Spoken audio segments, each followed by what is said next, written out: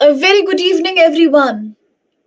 Huge welcome to you. A warm welcome to each one of you in today's lecture. CSAT Reading Comprehension Lecture, the very first day of our class. A very good evening once again.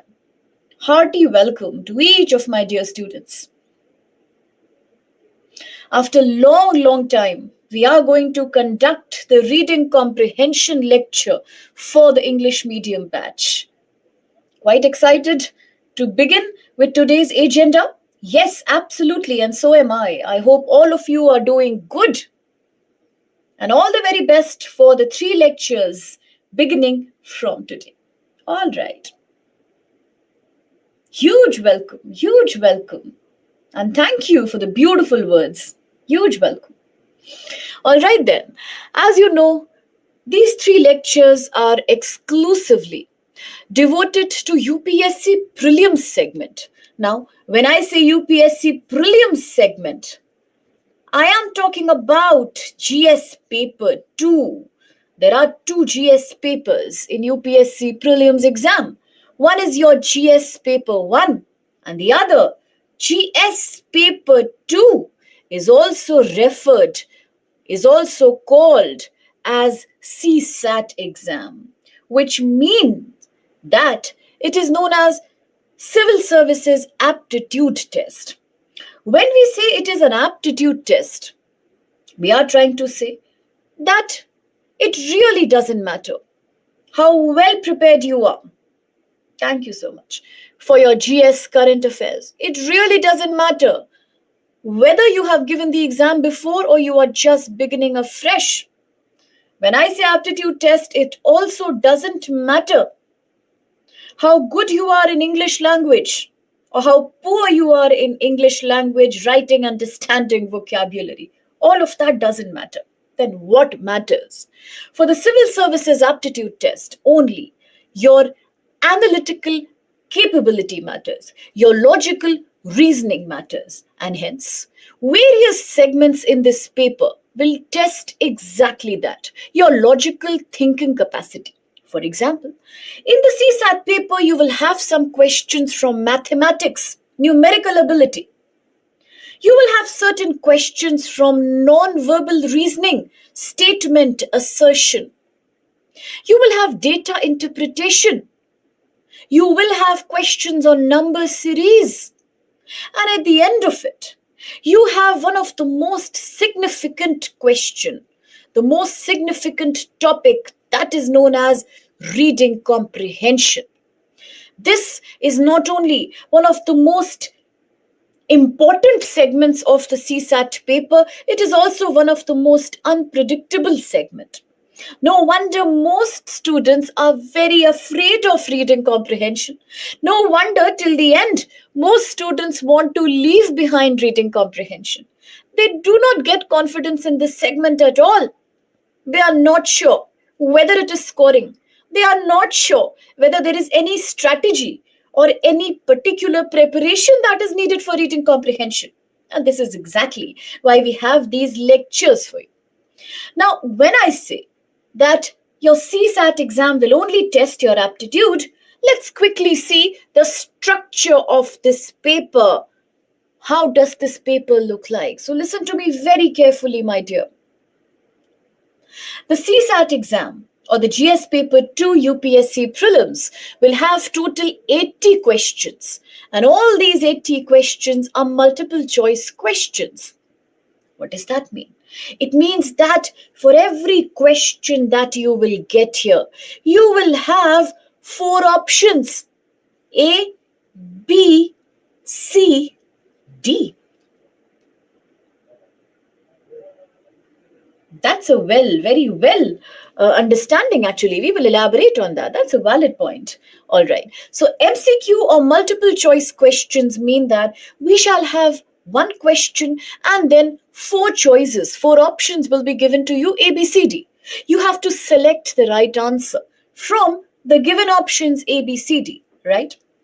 For every correct answer, for every correct response, you will get 2.5 marks because every question in CSAT paper contains 2.5 marks, and the total number of marks allotted to the CSAT exam is 200, which means 80 questions total in the CSAT exam. Total marks 200, which means every question here is going to carry 2.5 mark. Okay. What kind of questions will come? As we just discussed, maths, reasoning, numerical ability, data interpretation, and ultimately the most scary segment, reading comprehension. Okay. Now, do we need to actually get very good marks in this exam? Do we need to really try to get, say, more than 150 marks or something here? Well, no. Why? Because the good thing is, although this paper is rather tricky, but it is just a passing paper. When I say it is just a passing paper, it is just a qualifying paper. I mean to say, you do not have to get a very, very high score in this exam. All you need to do is get 66 out of total 200. Yes, you heard it right. 66 marks you need to get out of total 200 in this paper, my dear. What does that mean? It means that we can qualify safely if we get 66 out of 200, but it also means that it is a compulsory paper. So if we fail to get 66 out of 200, our entire attempt goes wasted, because then we will not be able to write UPSC mains. We will be disqualified. We will be considered fail in the prelims itself. And trust me, my dear, every year nowadays, from the last 3 years, 20 to 25% of total aspirants are unable to qualify for the CSAT exam. That I mean only the CSAT exam, let alone entire prelims. But just in the CSAT itself, more than 25% students are not able to pass the paper. Why? If it is just a qualifying paper, if all you need is 66 out of 200, which is not looking like a big target, then why do these many aspirants become unsuccessful here? The reason is simple and clear. Lack of a systematic preparation. There are people who take this exam very lightly. They feel that 66 out of 200 is a very humble score. It is an easy score, which means that it doesn't matter. Even if we do not prepare enough, we can do guesswork and pass in the paper. Now, that's a very big mistake. Why is that a big mistake? My dear, because this paper also has negative marking. Yes, absolutely. The only thing that is really troublesome is that we do have negative marks here. If for every correct mark, if for every correct question you get 2.5 plus, for every wrong answer, 0.83 mark is deducted per question, which is per wrong answer. So which means it could be very, very tricky if you do guesswork. If you mindlessly just guess the questions, you will not be able to make it. It's difficult. But with systematic preparation, with a good understanding of the pattern of CSAT, given in the last 10-year, previous year questions, there is no doubt that we can definitely get 66, in fact, much more out of 200, right? So the basic thing so far is total 80 marks. It's a complete aptitude paper. Questions range from maths to reasoning to data to comprehension passages.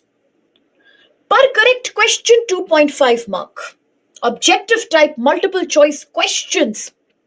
Every wrong answer, 0.83 marks gone.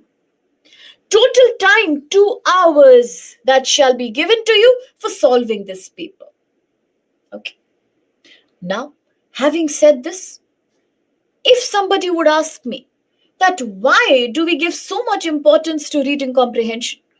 Why do we keep telling our students in this platform that, my dear, if your reading comprehension is weak, it is very difficult for you to pass the CSAT exam?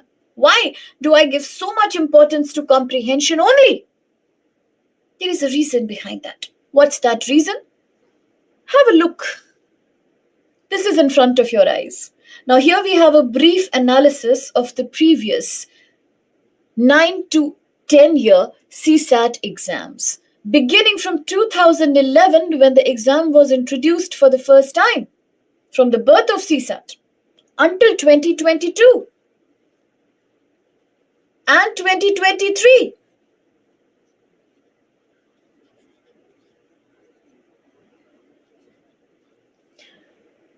If you see this chart here, you will understand that if CSAT exam or the Civil Services Aptitude Test paper, UPSC Prelims, has 80 questions total, then how many questions are coming only from reading comprehension every year?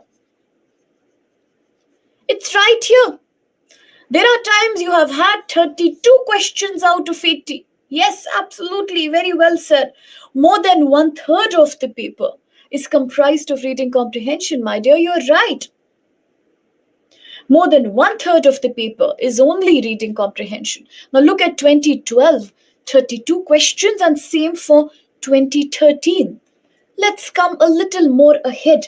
Let's talk about the most important year for CSAT, 2015. This is known as the year of great divide in CSAT. It's a very important milestone in CSAT.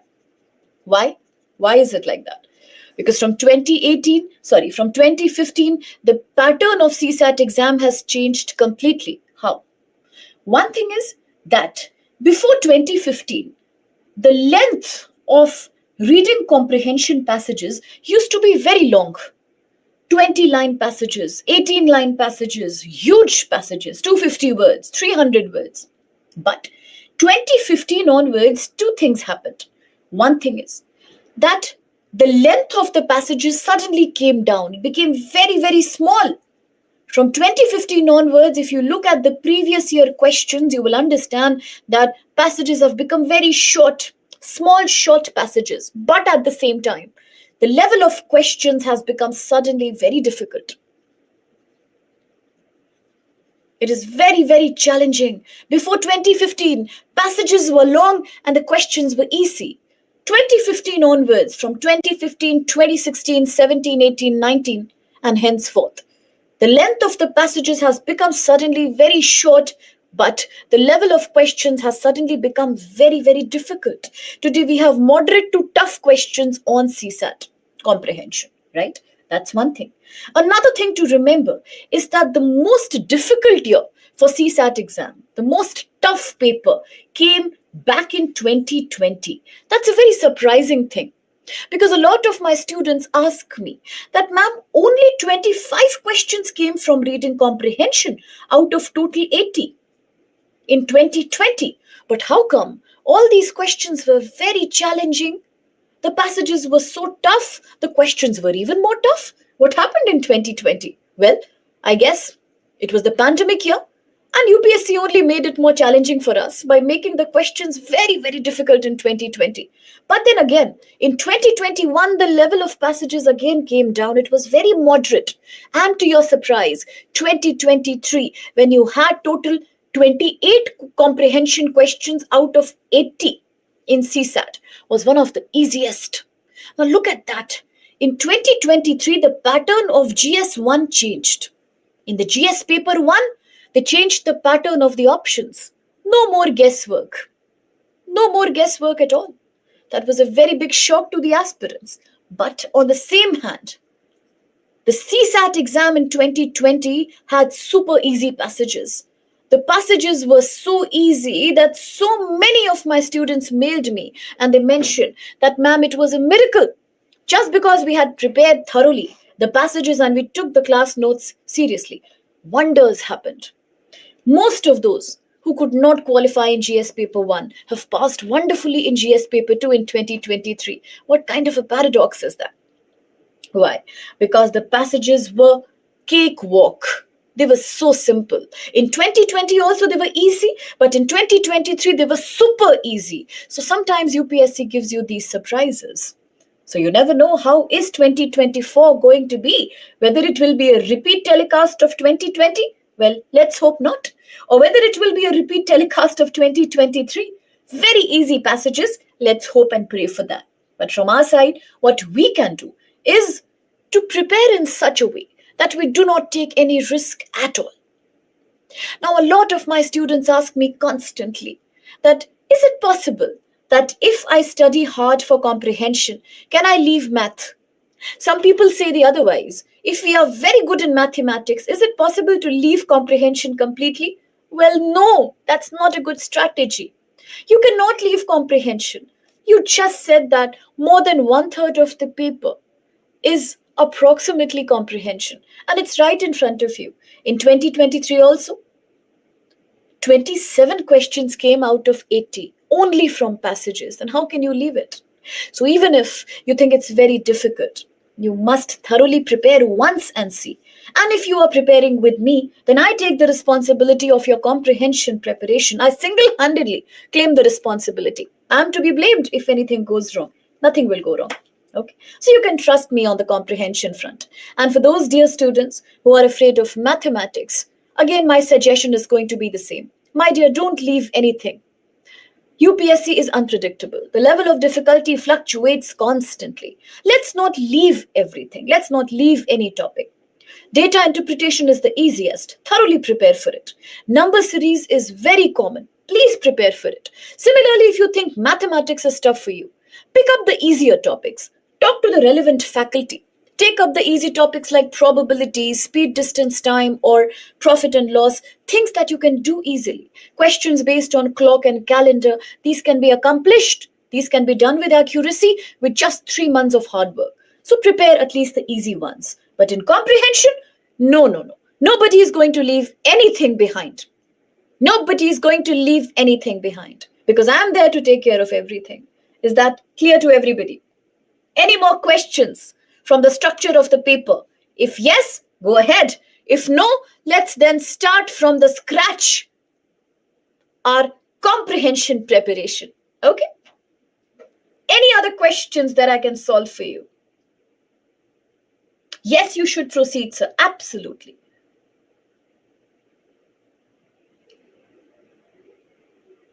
Success comes when failure is not a choice. Here in comprehension segment, failure is not a choice. We will accomplish. So one thing, what did we talk about so far? Total 80 questions in CSAT exam. Your GS paper 2, UPSC prelims. 200 marks total CSAT marks. 2 hours is the time given to you. Per question, 2.5 mark. For every wrong response, negative marking, yes. 0.83 marks deducted for a wrong question. So no scope of mindless guesswork. No guesswork.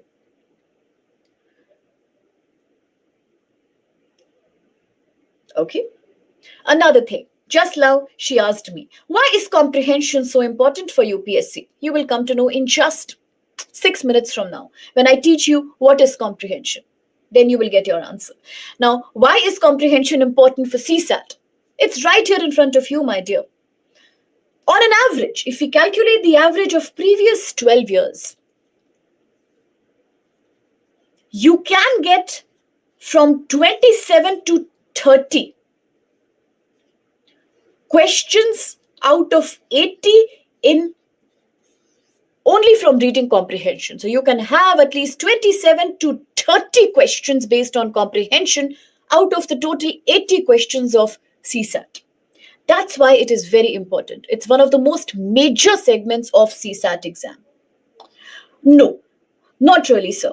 When you say there is a special input for the freshers, well, no. Why? Because this class has been designed in such a way that for those who are already experienced, those who have written their CSAT exam earlier, or those who have taken my classes before, for them it's going to serve as a revision practice session. But for those who are the freshers, there's no problem because I always begin from the scratch. In these classes, my intention is not to give you previous year answers because that is available on internet everywhere. That's not why I am here to waste your time. No. Why I am here is to teach you the art of solving comprehension, to teach you the art of what is comprehension, and then proceed with the comprehension of CSAT. We are learning step by step. We will start with baby steps and then proceed by practicing the PYQs. It's a very comprehensive 3-day course. It's not like freshers will find themselves out of place. No. Whether you need to make notes, ma'am, it's absolutely your call. Sometimes we talk about things which some students want to write down. They think this is an important tip. Go ahead, note it down. Otherwise, if you have this PPT or the PDF, it's enough for you. There's nothing to worry about. Right? Now, automatically, I am aware. Very good question. I was about to discuss this. Out of 30 questions in comprehension, how many should we solve? Do we need to solve all of them? Very smart question. The answer is here. Well, no. When I say that you can get 27 to 30 questions from comprehension segment, it doesn't mean that you have to solve all of them or each one of them. No. Your target should be, if there are 30 questions from comprehension, you can do 17 and that's enough for you. You don't have to waste your time in every passage, but the only challenge is you have to be very accurate in these 17 answers. Accuracy is critical. You need to do only 17, but not through guesswork and not through casual attitude. You have to be very sure that you have used all the strategies that I have taught you, and then, unless you are convinced, there's no use. So 17, if there are 30, if there are 27 questions, you can be happy doing 14 questions of RC only. That's enough. But accuracy is critical here. Very important. But if you are leaving many questions in maths and reasoning, in that case, I suggest push up the number. Then please take this 17 to 20 and 14 to 18. In case you are leaving other topics. If you are doing other topics as well, then literally 17 out of 30 and 14 out of 27 approx is fine. It's absolutely okay. Another important thing is, no. That's the wrong thinking. When you are saying that passages take a lot of time, it is today, my dear. It is today because you have not taken the lecture. The last day of our lecture, that is the coming Tuesday, your attitude will change. Per passage, you will not take more than 30 to 40 seconds. That's my guarantee. You should not take more than 30 to 40 seconds per passage. That's enough. Okay. At least 55 to 60. Given that there is negative marking. Okay. Now, another important thing, which I know you will ask. Definitely. There is a very, very appropriate strategy. At Byju's, we call this the golden rules of CSAT comprehension. It is a secret recipe. But it is only there for you. It's only there for our students. So yes, that is why I have come here to teach you that secret recipe. Starting from today, we are going to talk about it. Okay. All right. No. You will not take. Today you are taking a lot of time per passage. Tomorrow you will not. Things will change, my dear. Things change. Another thing is, one very valid question which my students ask me. Should we attempt the questions in the flow of the paper? Typically, when you open the CSAT paper, you will see that there are 4 comprehension passages, 4 questions from maths, 4 questions from data interpretation, 2 reasoning, again 4 passages, again 2 questions from data interpretation. What to do? Should we solve it in the same order? No, never. Always take one topic at a time. If you start with comprehension, then please first finish all the comprehension.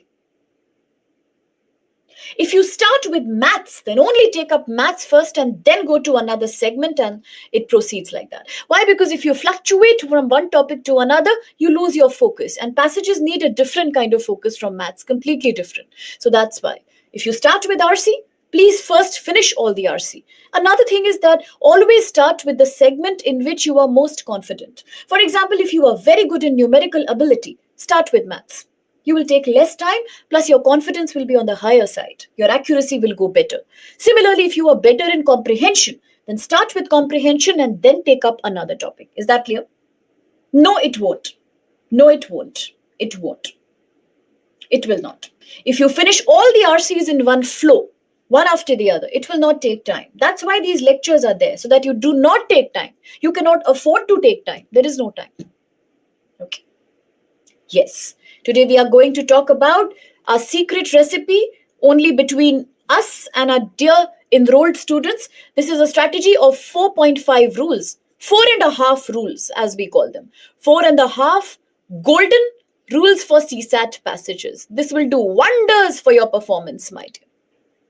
Per passage, I expect my student to take about 30 to 40 seconds per passage. That's the appropriate average time.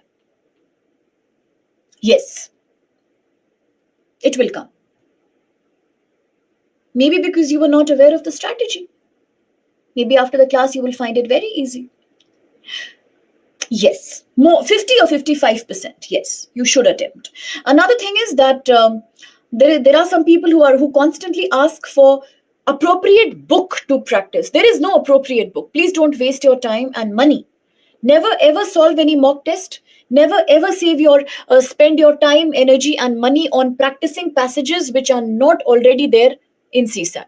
If you really want to improve your performance, go and practice PYQs, previous year questions starting from 2013 to 2023. 10 years is more than enough, plus the classroom discussion that we are doing. I never suggest books to any student. If somebody has, I'm not sure, but I never do that. For maths, you should practice R.S. Agarwal or whatever book they tell you. For passages, never ever make this mistake of using a mock test or a practice book. It's a waste of time. Never ever do that. The only solution is one PYQ and the other I will tell you. Okay? There is no need. They are for practice. Yeah, the Byju's book is meant for practice. They have put the level very high, which is a good thing. But if you seriously ask me, only stick to PYQs. This is the best solution. Best solution. Not sure. Not sure. Because humans do make mistakes. Only by doing RC, there is a risk. So definitely do RC. Do some maths and some reasoning also. Don't take that risk. Is that clear? So now if these basic fundamental doubts are clear, let's further proceed by learning a new skill today. Now, when I say comprehension passages is such a critical segment of CSAT exam, obviously, we need to know from scratch what is comprehension passage. What do we mean by comprehension? Is it the same thing that you and I did in school and college? One passage, questions based on that passage, solve the passage, answer correct. Is it as simple as that?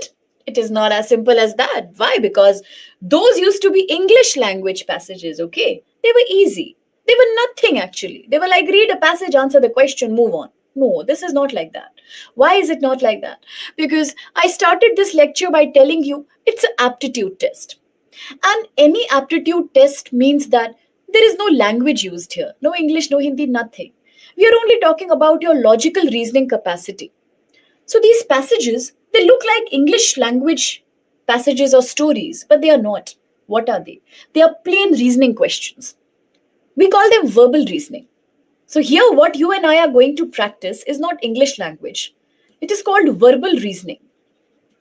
So many students I have seen, they have this doubt that my vocabulary is not good, my reading English is poor, my spoken English is poor, then how will I achieve good score in passages? Tell me what to do. Why? Because it has nothing to do with your English language. It doesn't matter whether your language is excellent or whether it's poor or whether it's moderate. It really doesn't matter here. It really doesn't. The only thing that matters is that whether you are following rules or not. If you solve the passages by using the method, you will get it right. If you do not use the method, you will not get it right. Another thing is it's about logical thinking. The more logically you think, the better your answer will be. The more accurate your answer is going to be. So these are all verbal reasoning portions. Every passage we do is logical reasoning. It's verbal reasoning. Nobody will ask you word and meanings. Nobody will ask you the meaning of this line or that line. Nobody. So what do? Have you ever seen statement and assertion? No, poems will not come. Don't worry. Have you ever seen statement assertion questions? One statement given to you, one assertion given to you, and then you have to tell whether they match or not. This is exactly like that. The only difference is that in statement assertion, they give you sentences. Here, they are giving you a group of sentences in the form of a passage. That's all. A passage is a statement, options are assertions. We just have to do match the following. Yes, there is. And you will come to know this, ma'am, day after tomorrow, not today. Confidence and accuracy will come when your answers become correct. When will they become correct? When you practice. When will you practice? Once we start. So don't worry. Okay? So this is all verbal reasoning. It has nothing to do with your English. Having said that, let's proceed now formally with the most important part of our lecture. Lecture 1, Reading Comprehension CSAT. What is reading comprehension? Forget about it. What is comprehension? What is comprehension? Comprehension. What is comprehension? Whenever we talk about comprehension, everybody is like a passage given to us, questions based on the passage, one answer, that's reading comprehension. No, that is not reading comprehension. No, reading comprehension is about trying.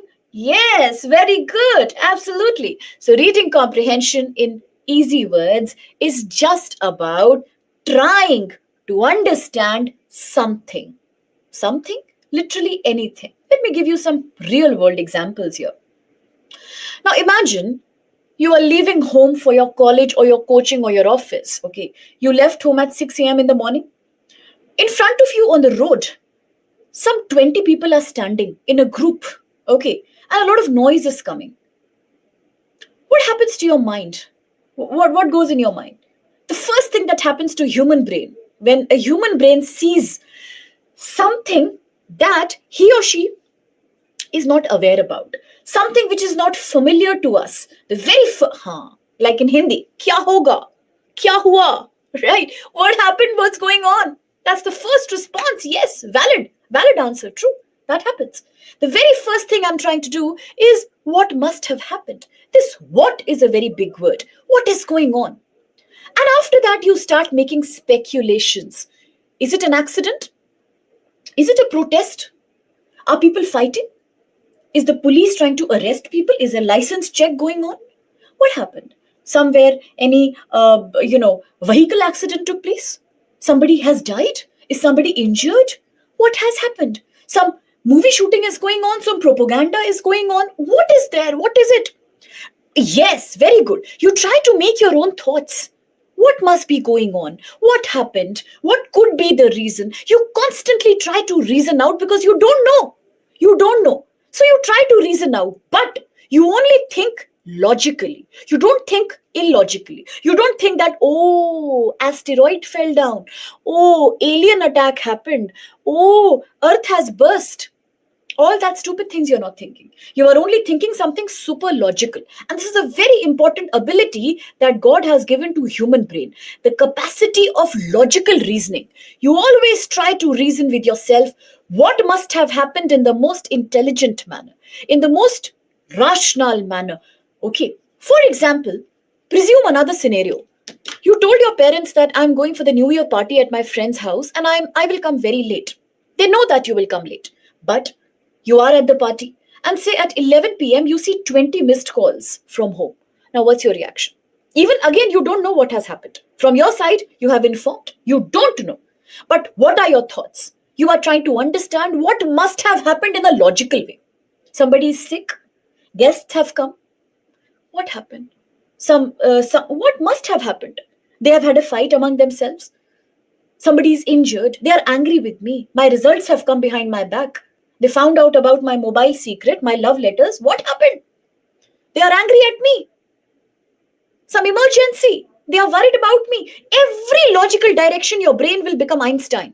Overnight, you become Einstein. Every direction, your brain will start fluctuating. This happened, that happened. But something logical, you realize, oh, definitely they will not fight. Definitely guest will not come.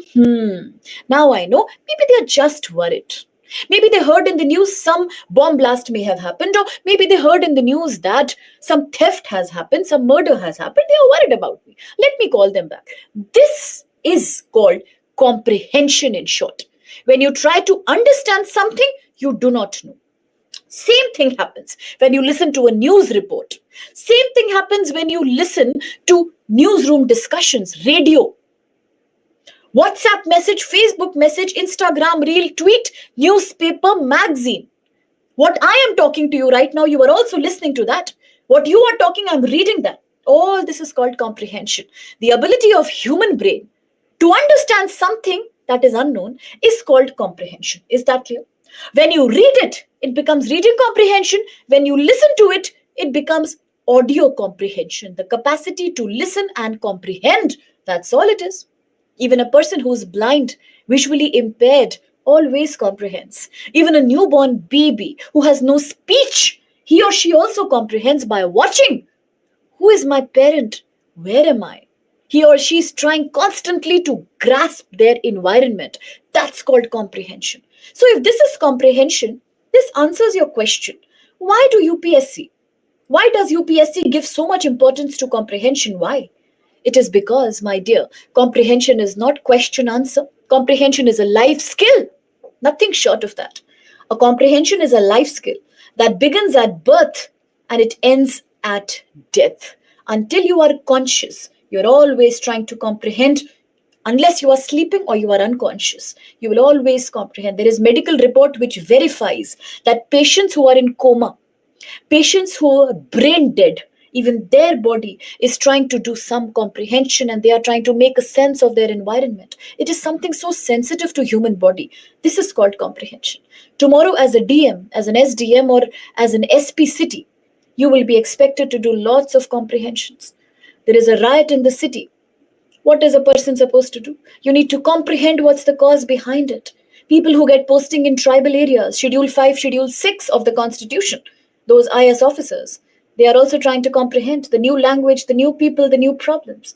Without comprehension, life is impossible. And that's why UPSC constantly gives you comprehension. One, in CSAT. Second, in compulsory language paper A, Indian language. Third rather, in compulsory English language paper B.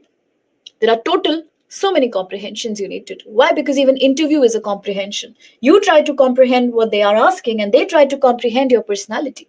So therefore, my dear, comprehension is the most fundamental human skill. Never underestimate that. And that's why it is such an important part of your CSAT exam.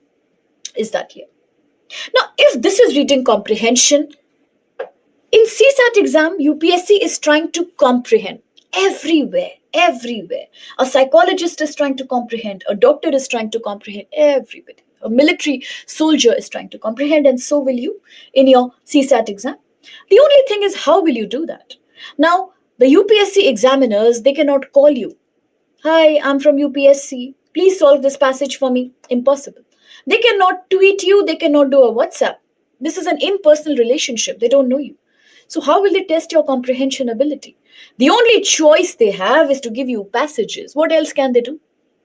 Tomorrow, maybe situation becomes more advanced, digital, and then it starts happening through a video call. You never know.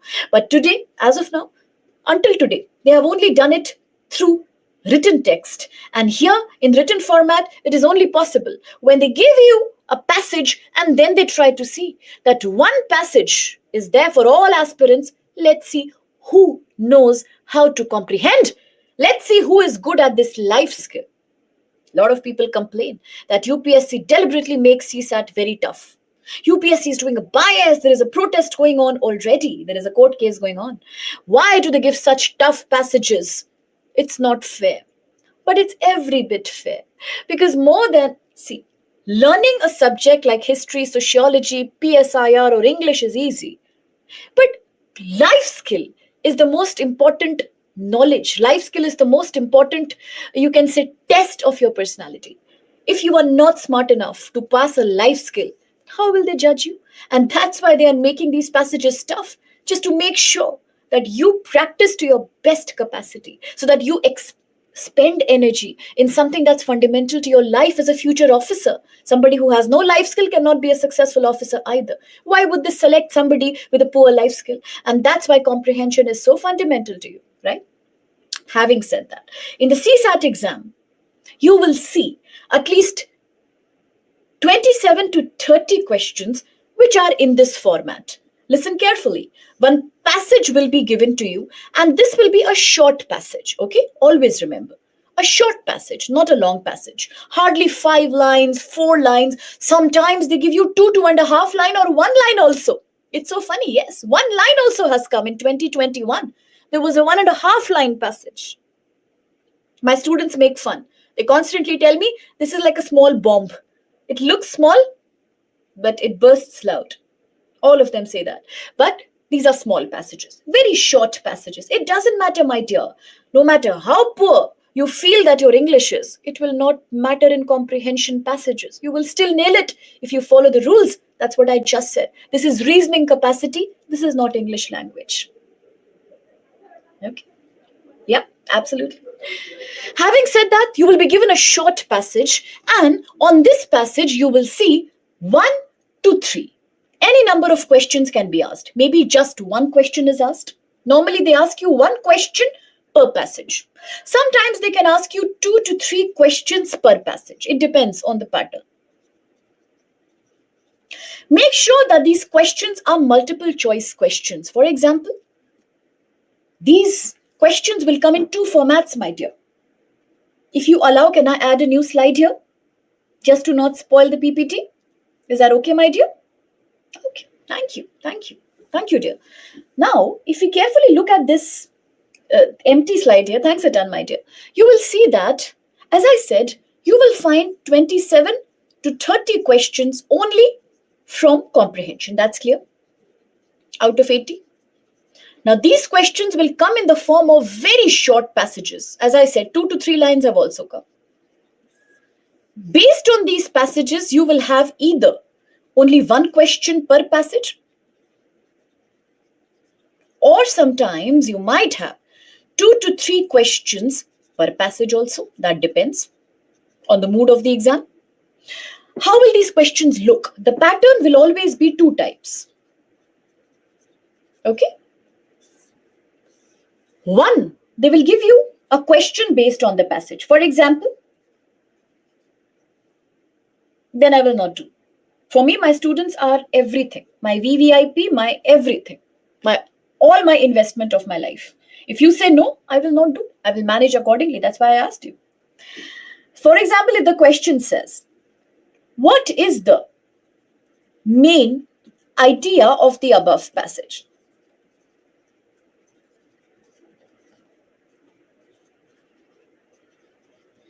Okay. This question can be in 2 formats. One format will be very simple. One question and A, B, C, D. 4 options to be followed. MCQ, multiple choice. You will select the most appropriate answer. That's it. Another format could be in this way, that they will tell you that they have made few statements on the basis of the above passage. Just like GS paper 1.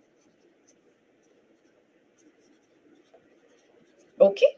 Now you will read these statements. They could give you 1 statement, 2 statements, sometimes even 3 statements. You will read these statements, and then the question will say, which of the above are appropriate or valid?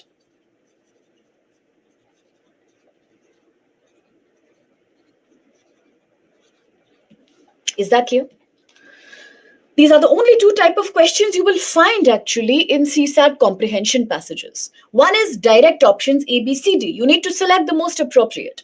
Another will be when some statements will be based on the passage. 3, 4, 1, 2. And then you will select the codes. Which of these are valid? Only 1, 1 and 2 both, 1 and 3, all of them, none of them, anything of that sort. Is that clear? These are just the 2 patterns that they ask you. Fine.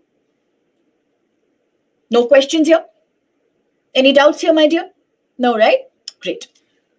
If these are the 2 kind of questions they ask you, then, now please listen to me super carefully, my dear. Now you have understood that comprehension is just understanding, and here you will find a short passage which you have to comprehend. You have to try to understand. As I said, you don't know anything about it so far. It's unknown to you. Just like that crowd was, just like that phone call from home was. My examples, please remember them. Similarly, you don't know anything about this passage. It's an unknown thing for you. First time you are seeing it. Obviously, you are scared because you don't know what is it going to talk about. There is no familiarity. All right, I will use a white pen. Done. Done.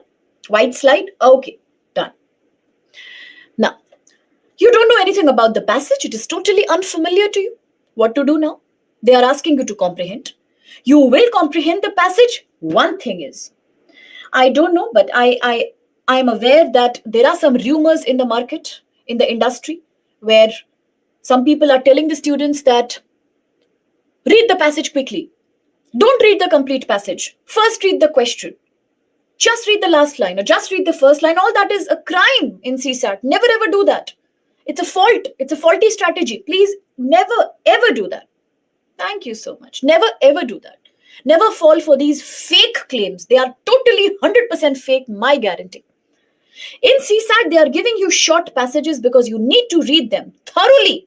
And when I say thoroughly, I mean with your ears shut, with your eyes and brain totally on the passage. If you still feel you have attention problem, use a pencil, use a ruler, but word by word is what I mean. From first word to last word, the passage has to be well read, thoroughly read. Once you have read the passage, the next thing that you need to do is ask yourself a question. And this at 5:47 p.m. on 3rd November 2023 is the most important tip that I'm going to give you now. So please listen to me super carefully. Once you have thoroughly read the passage, you will see, and you have to see actually. Please focus thoroughly, my dear. In every passage, no matter what passage it is, in every CSAT passage, you will see that there are two things. What did I say? Two things. What are these two things? There are two sides to every passage. One is the main idea of the passage. This is also called as the central idea.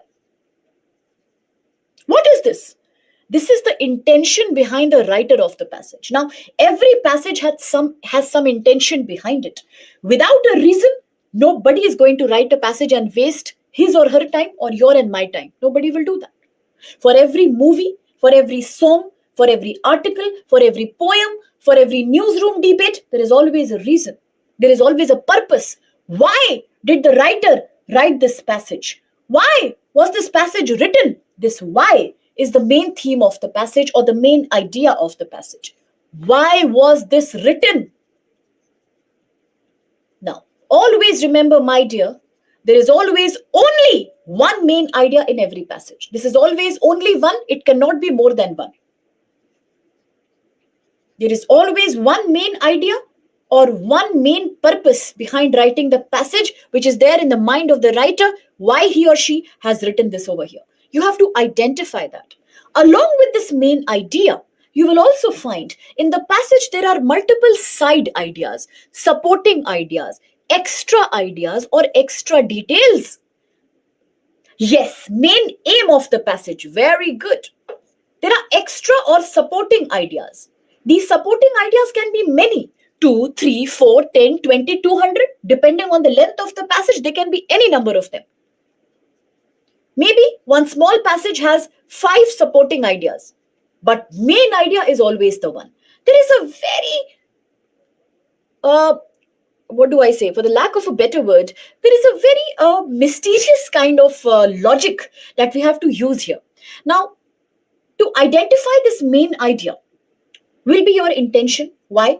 Because 95% of questions in comprehension of CSAT will be based on this main idea. Yes, you heard me right, my dear.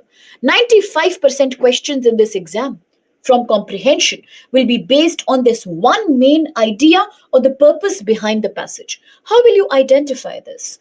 Do remember, you will notice in every passage. Do all of you know what is a noun? Going back to school level grammar? Do you remember or have you forgotten these 3 words? Yeah, there is something called noun. In Hindi, sangya. A noun is the name of a person, place, animal, thing, or an abstract feeling. For example, this pen is a noun. This bottle is a noun. Delhi or Bengaluru are nouns. Woman is a noun. Student is a noun. Teacher is a noun. Animal is a noun. Leopard is a noun. Honesty, kindness, love is also noun. Remember? Yeah, everything is noun. Okay. So you will always notice that this main, true. This main idea behind the passage, the purpose of the passage generally always deals with some noun. Now, this can be any noun. It can be a person. It can be an animal. It can be an object like a pen, a road, a river, a mountain, a plateau, a tree, an animal, a feeling, honesty, love, kindness, care, sacrifice, anything. Or it can be a place. Generally, the main idea deals with some kind of noun, and the supporting ideas somewhere they are related to some kind of adjective or verb. Do you understand these? A verb is an action word. When you do an action, it becomes verb. For example, I am talking. Talking is a verb. She is writing. Writing is a verb. This is a cold room. Cold is a, sorry, no. This room is getting repaired. Repaired is a verb. Anything which deals with an action, doing something, action, that's a verb. In Hindi, it's called kriya. Kriya, okay? So, this is one thing. Another thing is there is something called adjective. An adjective is supposed to be something that describes the quality or the quantity of a noun. For example, this is one pen. Pen is a noun, one is an adjective. This is one black pen. Both are adjectives. Pen is a noun, object. Black is also adjective, quality. One is also adjective, it's number. Getting will be a verb. Yes, getting will be a verb. Action is happening. Yes, right? So these are called, verb is action, adjective is descriptive word. They all talk about the quality or the characteristic or the action of the noun. That is a helping verb. Is, was, are, that's helping verb. Let's not get into helping verbs and auxiliaries here. Let's focus on the main action word. Only one verb. We are talking about action word. Any word in a broad way that is action word is a verb. So you will always notice that the main idea is somewhere related to some kind of noun, and the supporting ideas are related either to adjectives or verbs, which means that the noun that is the purpose of the passage, the supporting ideas will either describe that noun or they will talk about some action being done by the noun in the main idea. This is one way you differentiate between the two. But always remember, one thing is you have to see the passage and read it thoroughly from top to bottom. While reading, you have to identify the main idea of the passage. Why is the passage written? Why did the thinker write the passage? Why is it here? What is the main purpose of the passage? What is it trying to tell me? What is it trying to convey me in 4 or 5 lines? That one main intention. It is related to a noun. Don't give too much importance to secondary or unimportant ideas, which are supporting ideas. They are generally action words, verbs, or adjectives. They describe the main noun. Is that clear? This is how you will treat the passage. Once you know how to understand this main idea behind the passage, 95% of your questions will be solved. The most important trick and the most important thing to remember if you want to be successful in CSAT comprehension is that every passage has one intention. The day you know how to get that intention, you will nail CSAT passages. Why they give you 4 or 5 lines? Just to confuse you. The main idea is behind these lines. It's like a curtain. When you know how to remove the curtains and find the main idea, you will get the right answer. Is that sorted? Is that clear? So therefore, the main thing to do in CSAT is first to read the passage thoroughly, try to understand the main purpose of this passage, and then proceed with the question. And always remember that reading comprehension does not allow a student to use imagination, current affairs, knowledge, general studies, optional, poetry, romantic ideas, horror ideas. Nothing is allowed. Emotions not allowed. In reading comprehension, you will answer the question based on the passage only. You will not use anything from outside. For example, if a question after a passage asks you, why does the equator exist on our earth or on our atlas or our globe? You all know what is it, but you don't have to remember it right now. Whatever the passage is saying will be the answer. If the passage is saying equator is there because we like it, that will be the answer.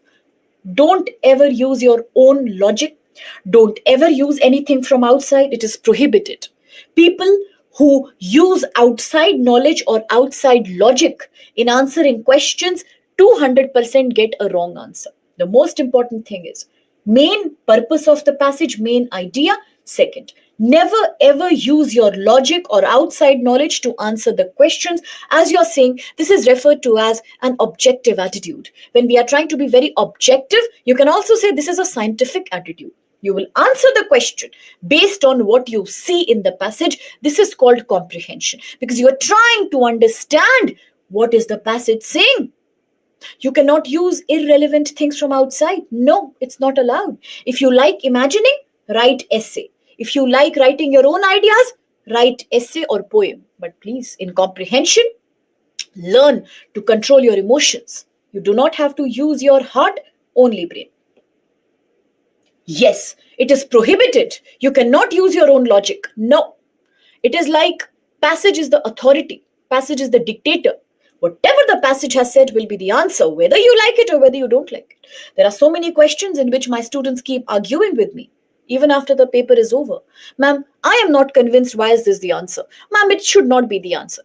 I'm like, please learn to control your heart. If heart is important, use it in essay writing. When I ask you to use your heart in essay writing, you start using brain. When I ask you to do comprehension, I say lock your heart, use your brain. Please be objective, please be scientific. Okay. Yes, you cannot argue the passage. If the passage is saying something, it has to be the answer. That's the main idea of the passage. If this is clear, there is another doubt a lot of students have. Their reading speed is very slow. Some people say that our reading speed is so slow. And ma'am, you say that in 40 seconds we need to complete a passage. I take hours to read the passage. What should I do? What should I do? My answer is, if your reading speed is fast, very good. If it is slow, even better. Because in comprehension, it doesn't matter how fast you read. What matters is how much can you understand the main idea or the main purpose of the passage. This is the only exam, this is the only topic of this exam where speed is less important while accuracy is super important. Because here, people who learn to read very fast, people who read very quickly, or people who just skim through the passage, all these are fashionable words on YouTube. Everybody is coming and taking a lecture. Read the passage fast, skim the passage, run over the passage, you will fall down. No, you have to read the passage very slowly like a 5-year-old child does, no matter how long it takes. We have to get ourselves trained into reading slowly, but with accuracy. Speed comes later. Accuracy is the most important thing. That is something you cannot do here. Some students are reading the passage 3-4 times, 2 times. Today, no problem. From tomorrow onwards, not allowed. You will not read the same passage twice. Why? When I give you my golden rules, you will never have the need to read the same passage twice. The rule is one passage thoroughly only once. Whether you understood, whether you did not understand. Only once. Is that clear? Is that clear? If yes, there is 1 or 2 more things I want to talk about before we can start with the golden rules. Now, another thing which you might feel, is this important for us to know? I think it is important for you to know. It is very important for you to understand the character of the exam, the nature of the exam. So therefore, always remember, some people say, where do these passages come from? Where are they coming from really? Are they picked up from some writer? Are they picked up from some current affairs? Well, yes, current affairs. Yeah, that's correct.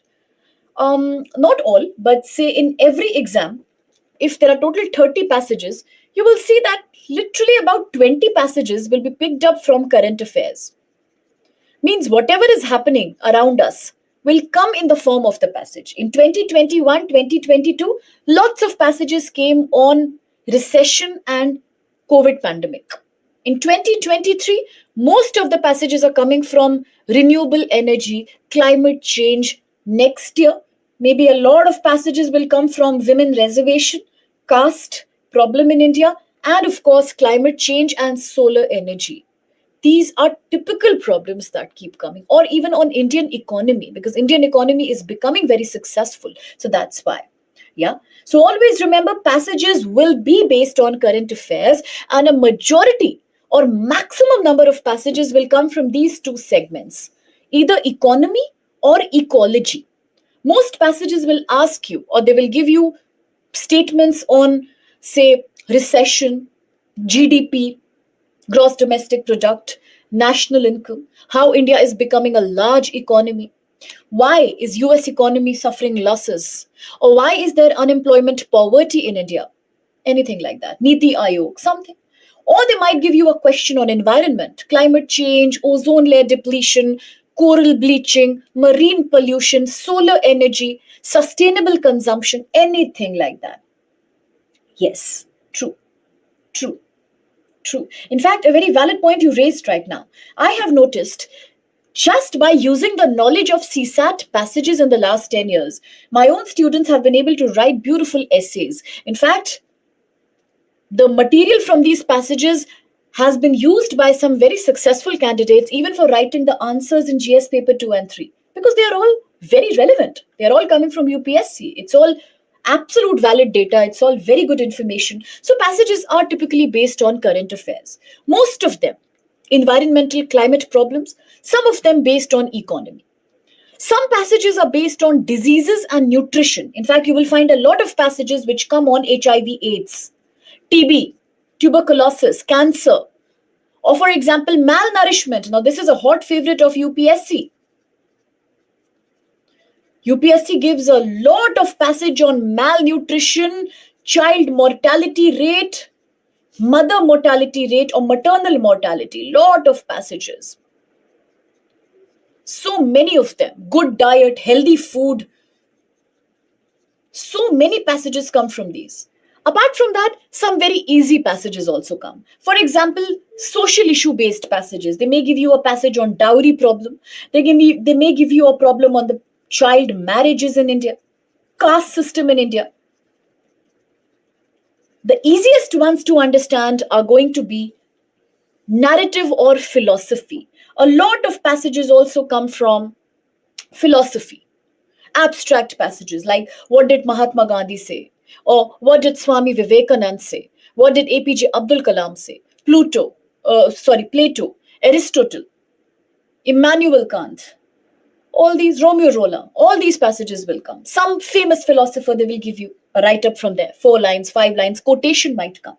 Or they may give you very abstract passages like what is minimalism? What is honesty? What is kindness? What is greed? All of that comes here. Yeah, absolutely. Diabetes, high blood pressure, any disease can come. Or any small story can also come. In 2015, a beautiful story had come. So sometimes they give you a short story, a very short story, 5-6 line story. You have to know the basic purpose of the story. In economy, agriculture can come. In philosophy, Shakespeare to any Indian writer, Rabindranath Tagore, anybody can come. So there's no rule. Passages come from a wide area. But majority, you will always notice, will be from economy, economic problems, or environmental problems. Some of them will actually come from, social problems or philosophy. Yeah, absolutely. Answers have to be taken absolutely from the paragraph. Nothing from outside is allowed. If paragraph is saying something, it will be there in the answers. From outside, many options they will give you to confuse you. The standard strategy which UPSC uses is like out of A, B, C, D, 4 options, they will give you 1, obviously answer choice, and 3 will be so confusing. 2 will be completely from outside. They will not even be related to the passages, but they will be related to the topic of the passage. Children get confused. It's very important to know that answer has to be based only on the passage. That's very critical here. Yeah, absolutely. Confidence is the key. You can't get worried and write an exam. You cannot be nervous before an exam. There is no need to be, actually. No need to be. If you are already nervous, then Tuesday when I ask you, at the same time, you will not be. That much confidence I have on you. Okay. So these are typically where the passages come from, the topics. And then if you really want to know which sources do the passage come from, then the standard source is Economic Times. If any of you is used to reading Economic Times editorial articles, you will find that in the last 10 years, about 40% passages have been copied from here. 5 lines copied from Economic Times editorials. Indian Express is another favorite area from where these people pick up passages word by word. All economics passages come from these two. Then there is a very famous magazine for UPSC aspirants called Yojana magazine. You like it or not? So many social issue passages are copied from here. About 35% between 2020 to 2023. Passages are totally copied from articles of Yojana magazine, 2 line, 3 line, 4 line. Some are copied from websites like United Nations websites, UNESCO website, World Health Organization website, or Ministry of Social Justice and Empowerment, Government of India, Ministry of Tribal Affairs, Government of India. All these reports, they just copy and they give you. That's all they do.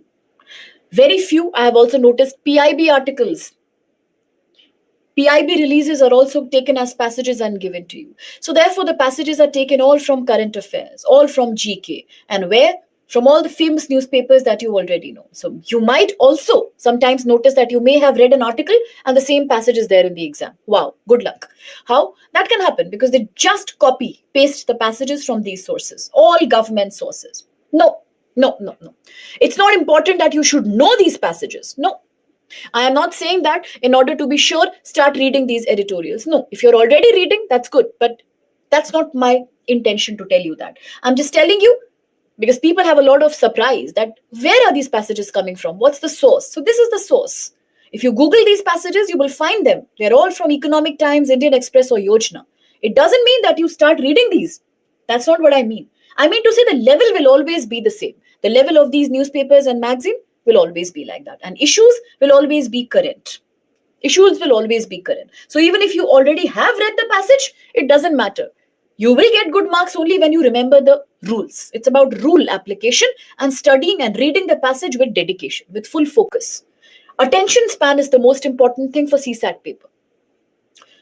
Courtesy mobile phone, all because of social media, we are losing that every day. So the best thing to do, now, one secret thing, if people ask me, apart from the golden rules and the practice and the study and hard work, the best thing is to work on the attention span. Why? Because for all other papers, your knowledge matters, but for CSAT paper, it's all your focus that matters. For the 30-40 seconds, you have to totally focus on the passage. If it's somebody with a poor attention span, it will be a problem. Okay, so these are the sources that the passages are taken from, and the passages come from all current affairs. Now, some passages will have data. Data means numbers like GDP was 6%, or you can say national income fell by 2%, or unemployment rate was 50%, unemployment rate was that much in India, or multidimensional poverty was 13%. Any data can come. Are data important? No, they are not important. Data has no importance in the exam because your intention, as I said, will be to identify the main idea or the purpose of the passage. Data will always act like a supporting idea, supporting detail. In UPSC CSAT comprehension, they don't ask you word meanings, they don't ask you data based on the question, they only ask you one thing. Why is the passage written? Why did the writer write the passage? Is that clear? That this is the source of the passage? Is the basic nature of comprehension and the exam clear to you? It's a beautiful quote. Thanks for sharing. Is the basic intention of the exam and basic idea of comprehension clear? If yes, can we start with the subject matter now? Enough talking, enough gossiping, enough introduction. Let's begin with the main agenda now. Is my pace okay for you, my dear? You want me to be slower or faster, anything like that? Now you have the remote control. You can manipulate me, by the way. Whichever you like. If there's something you don't understand, please feel free to ask. It's your right and it's my duty. 1,000, 1 lakh times, no problem. Okay. Fine then. Okay. Little bit slower. Done. Now, then let's proceed with the main agenda, why we are here today. If comprehension is the ability to understand something unknown, thank you so much. If comprehension is the most important part of CSAT, if accuracy is more important than speed, if my main idea will be to read the passage and understand the main purpose or idea behind the passage, if I need to be accurate and precise with my answers, Oh, thank you so much. I don't know that they must be knowing, but for me, I'll do what you like. If comprehension needs good practice, then the biggest question ever. Now we know what is comprehension. We also know about 30 questions can come on an average. Okay. We also know that passages come from these sources and these are the topics of the passage. Now, what to do? Should we start looking at the previous year questions and start practicing them? Should we take out the 10-year PYQs and see whether we know them? No. This we can do alone also. Then why are you here?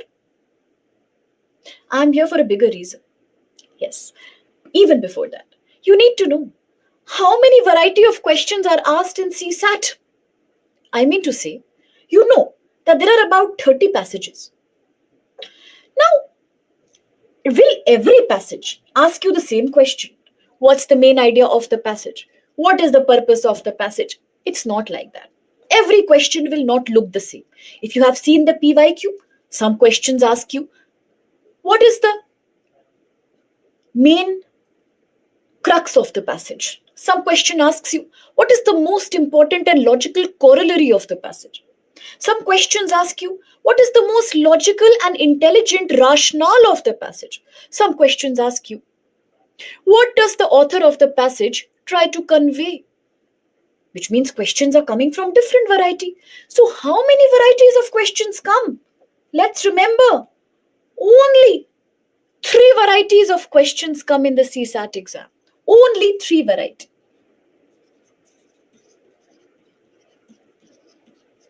Only 3 types of questions will come in this CSAT exam. Only 3. Okay? Any passage or every passage, all 30 passages will be based on only 3 kinds of questions. And you need to understand thoroughly what kind of question is this, because if you do not understand the kind of question, you will also not be able to find the answer to that question. We can talk about it. Communication skills and talking are not a big deal. I will talk about this to you. Okay? I will suggest you sources and books. Don't worry. If there are just 3 types of questions, then what are these? Now listen super carefully, my dear. Please, give me all your attention for just 5 minutes. Questions are of 3 types. All passages can have any of these 3 types. First is the easiest variety. It's like eating a cake. It's like eating a laddu. It's a cakewalk. It's called passage-based questions. Passage-based questions. These are the kind of questions which you have done as a child in school. A passage is there. Based on the passage, a question is there. Once you see the passage, you will see the option. Whichever is there in the passage is the right answer. Therefore, these are called direct questions. These are direct questions. These are so easy that even a baby can do that. It's a baby-like question. From today, from now onwards, we will not use the word passage, based. No. This is not the same. From today, we will not use the full word, passage-based question. We will call it with a short form, PBQ. Please remember this PBQ, my dear. Learn it. This is how we talk in our classes. PBQ, passage-based question. Easiest question. It is not a test of your brain. It is a test of your eyes. UPSC wants to give you an eye test. For that, they give you passage-based questions. Answer is visible in the passage. Direct and straight. No need to use your brain. But there is a sad part. Only 10 to 20% questions will be PBQs. Very scoring, but very few.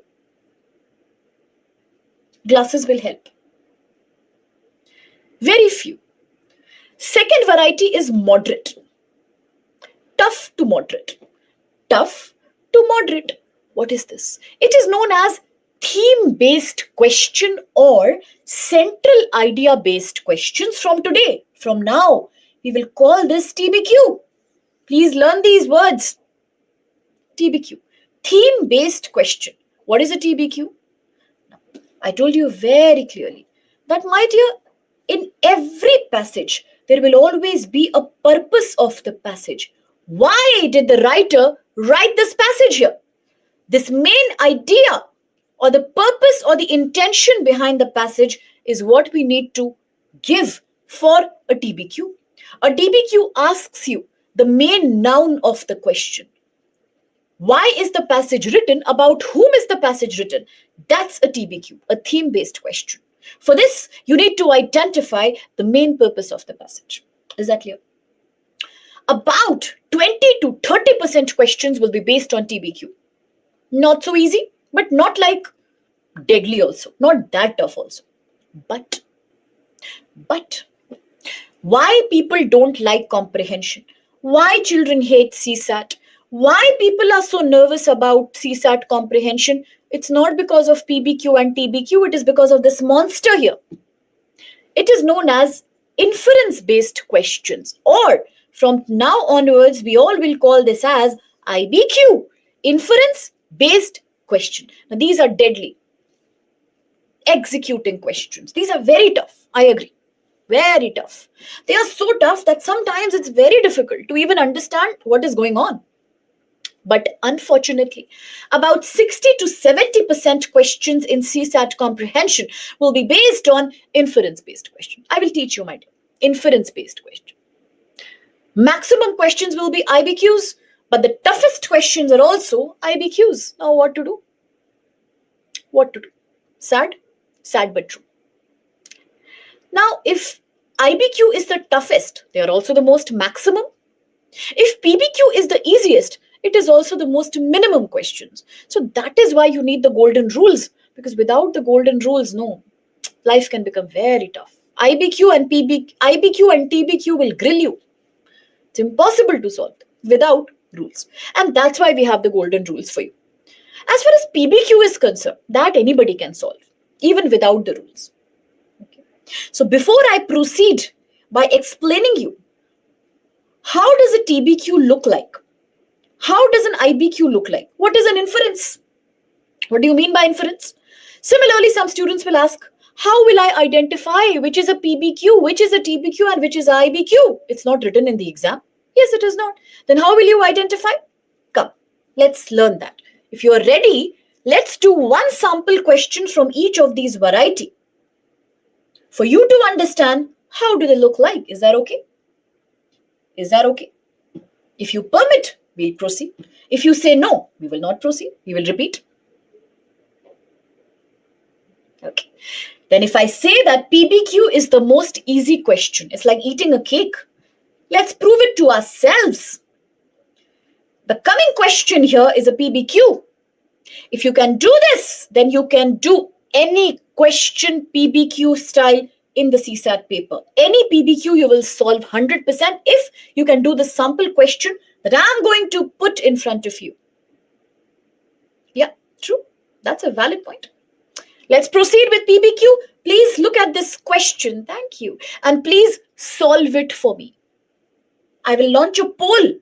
You have to select the option and do the polling. All right? Let's start. This is a PBQ, my dear. Please read the passage and solve the question. This is called a PBQ. Take 2 minutes. I will launch the poll.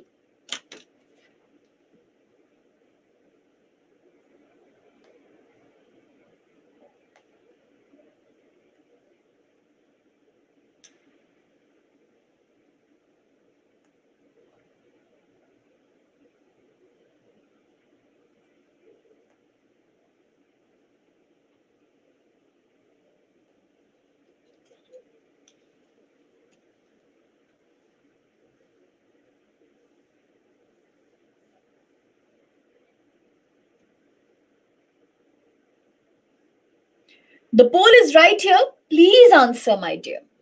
Take your time. Don't worry. It's a PBQ.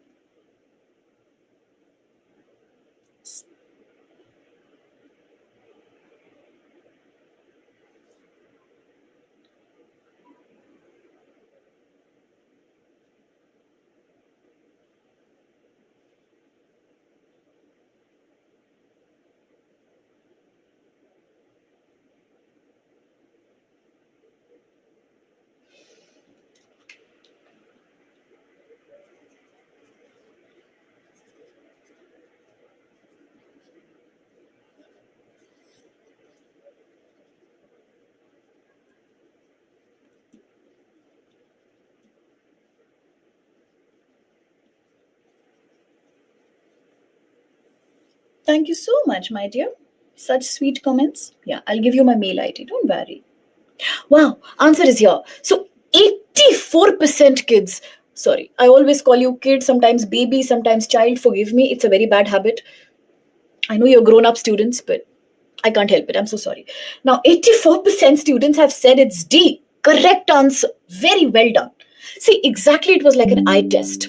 If you read the passage, if it's a PBQ, the answer will be directly available in the passage. It's like match the following. You look at option D, here, match the following. The last line of the passage. Libraries range in size from a few shelf to several million items. So I told you, a PBQ is exactly like your school level RC. If you see the question, the answer is like a match of the following. You will find the keywords of the question in the answer. The correct answer will be directly available in the passage. Directly available in the passage. Libraries range in size from a few million items. Yeah, exactly. That feeling comes that, yeah, if my student is there, then it's like my child, my baby, my kid, it's like grown-ups are there. There's hardly any age gap, but still that sentiment is, can't help it. Okay. So thank you for understanding that. And thank you for such a beautiful response. Well, all these are correct answers. Well, some students have done here and there. Some say A, some say B, some say C. You don't have to. You don't have to, my dear. Why? Because there is no scope of confusion. What is the size of library? You read the whole passage. The first line was not talking anything about the size. It was defining the library. Second line was talking about what all do you get in the library, building, how big it is, virtual space. It provides you newspaper, magazine. The last line was concluding by saying they vary in size. As soon as you read this part, as soon as you saw the question, you would have known that yes, this question is reminding me of something in the passage, and that's the last line. Therefore, few million shelves to several million items, it's exactly matched the following. Na? So this is a PBQ, my dear, right? It's a very scoring question. Exactly this you have to do in the UPSC CSAT also. PBQ questions are very easy, but a bigger reality is that how will you identify which question is a PBQ? Have you thought about that? How will you identify? Tell me. Let me tell you. A PBQ is never ever based on the complete passage. Always remember, they are not based on the entire passage. A PBQ or a passage-based question is based only on some specific line or some specific part of the passage. It will be clearly given in the passage. We do not have to think. We do not have to use too much reasoning or logic. If the option is there in the passage, that will be the answer. And a PBQ will never be based on the complete passage. It will be based on one line of the passage. Is that clear? So there are two ways to identify a PBQ. Always remember, you can also note this down if you wish to. A PBQ is not based on the passage completely. It is never based on the complete passage. It is only based on one line or two lines of the passage.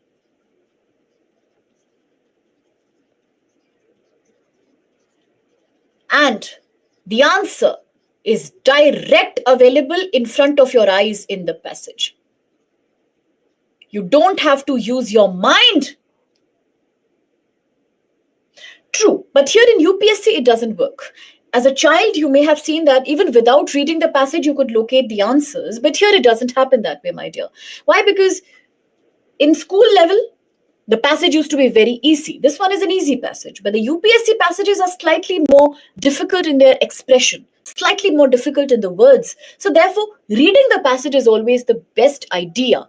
You don't have to solve all 30. But if you are doing 17 out of 30, then it's very critical. First, finish the passage. Then come to the question and ask yourself, PBQ, TBQ, IBQ. Once you have the answer, proceed.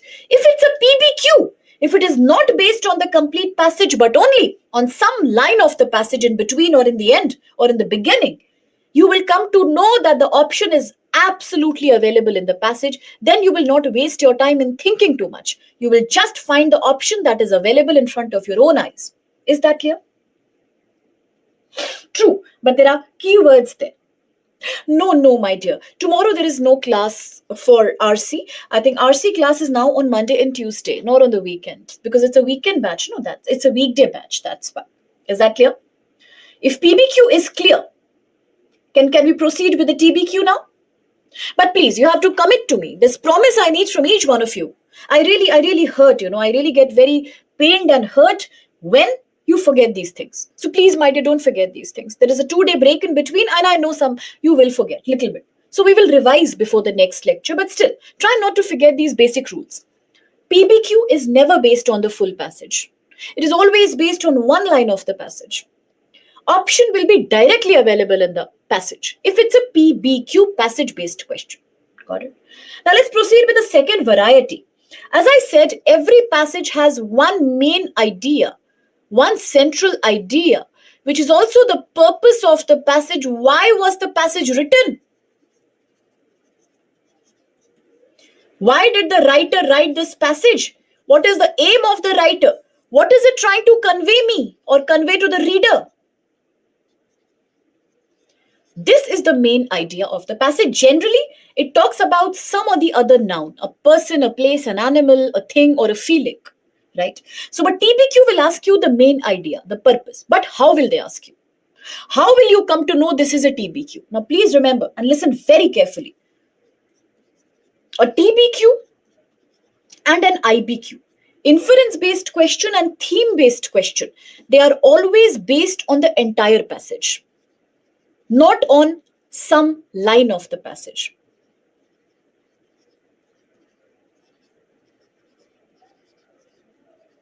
So please remember, dear, that PBQ and IBQ are based on the complete passage. They are based on the entire passage, not one line, two line, but the full passage will be asked. That's one thing.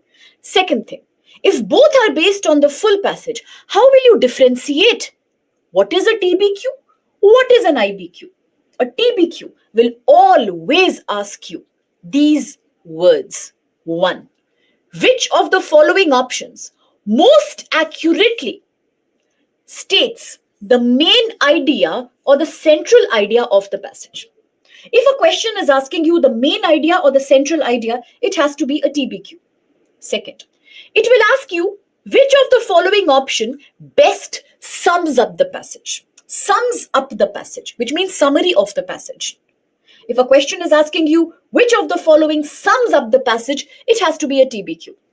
Next, which of the following is the gist or the crux of the passage? It means the juice of the passage, the conclusion of the passage, the main idea behind the passage, the short brief of the passage. So if a question is asking you the gist or the crux, it becomes a TBQ.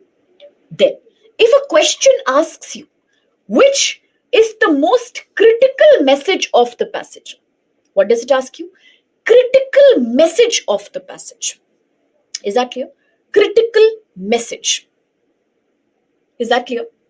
Critical message. What does it become? All these are MCQs, my dear. Yes. Which of the following is the most critical message of the passage? That's a TBQ.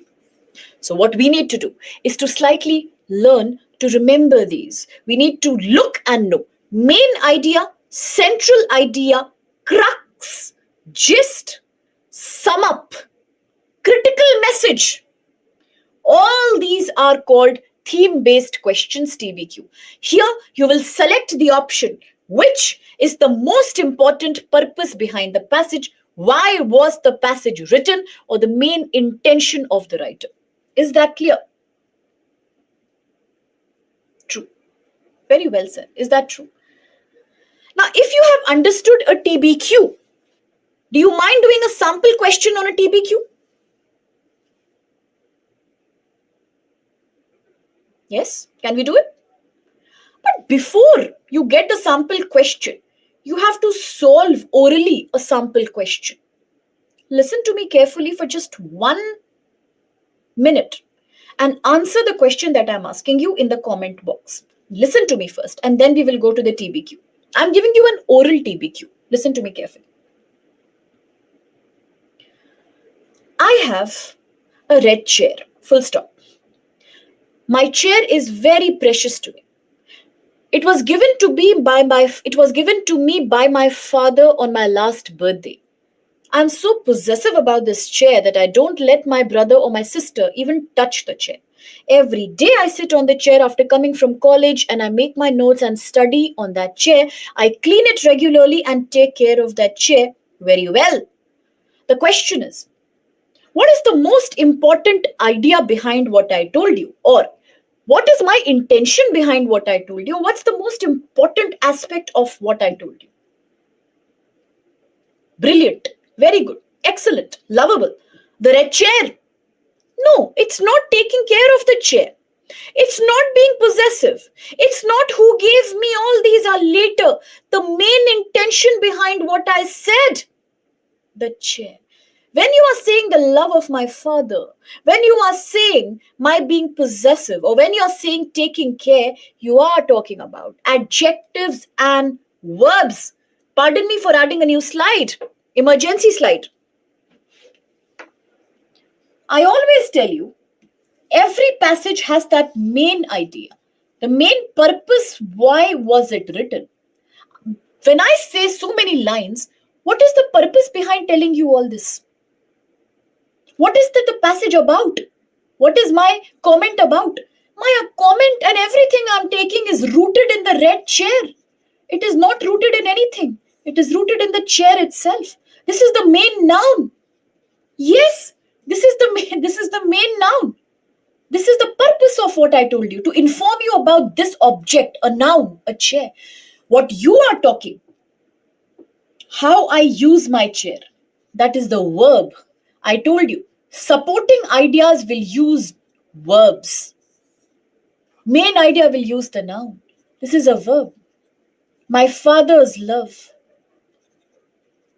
Again, it is about the verb associated with the chair. The fact that the chair is precious, it is an adjective related to the chair, it's the quality. These are not the important things. The most important thing is the chair itself, because we are talking about the chair. So next time you get a TBQ, the first thing is, what is the passage about? Why have we spoken about this? And then comes the purpose. What is the purpose of the passage or the words or the writer or the speaker? This becomes, yes, very good. All in all, she said a big thing here. In TBQ, you have to learn how to ignore the supporting ideas. Very well said. Excellent. Very well said. In a TBQ, learn to ignore, learn to mute the supporting ideas, always focus upon the main idea. Now, for example, I give you another set of lines. I give you another short set of lines here.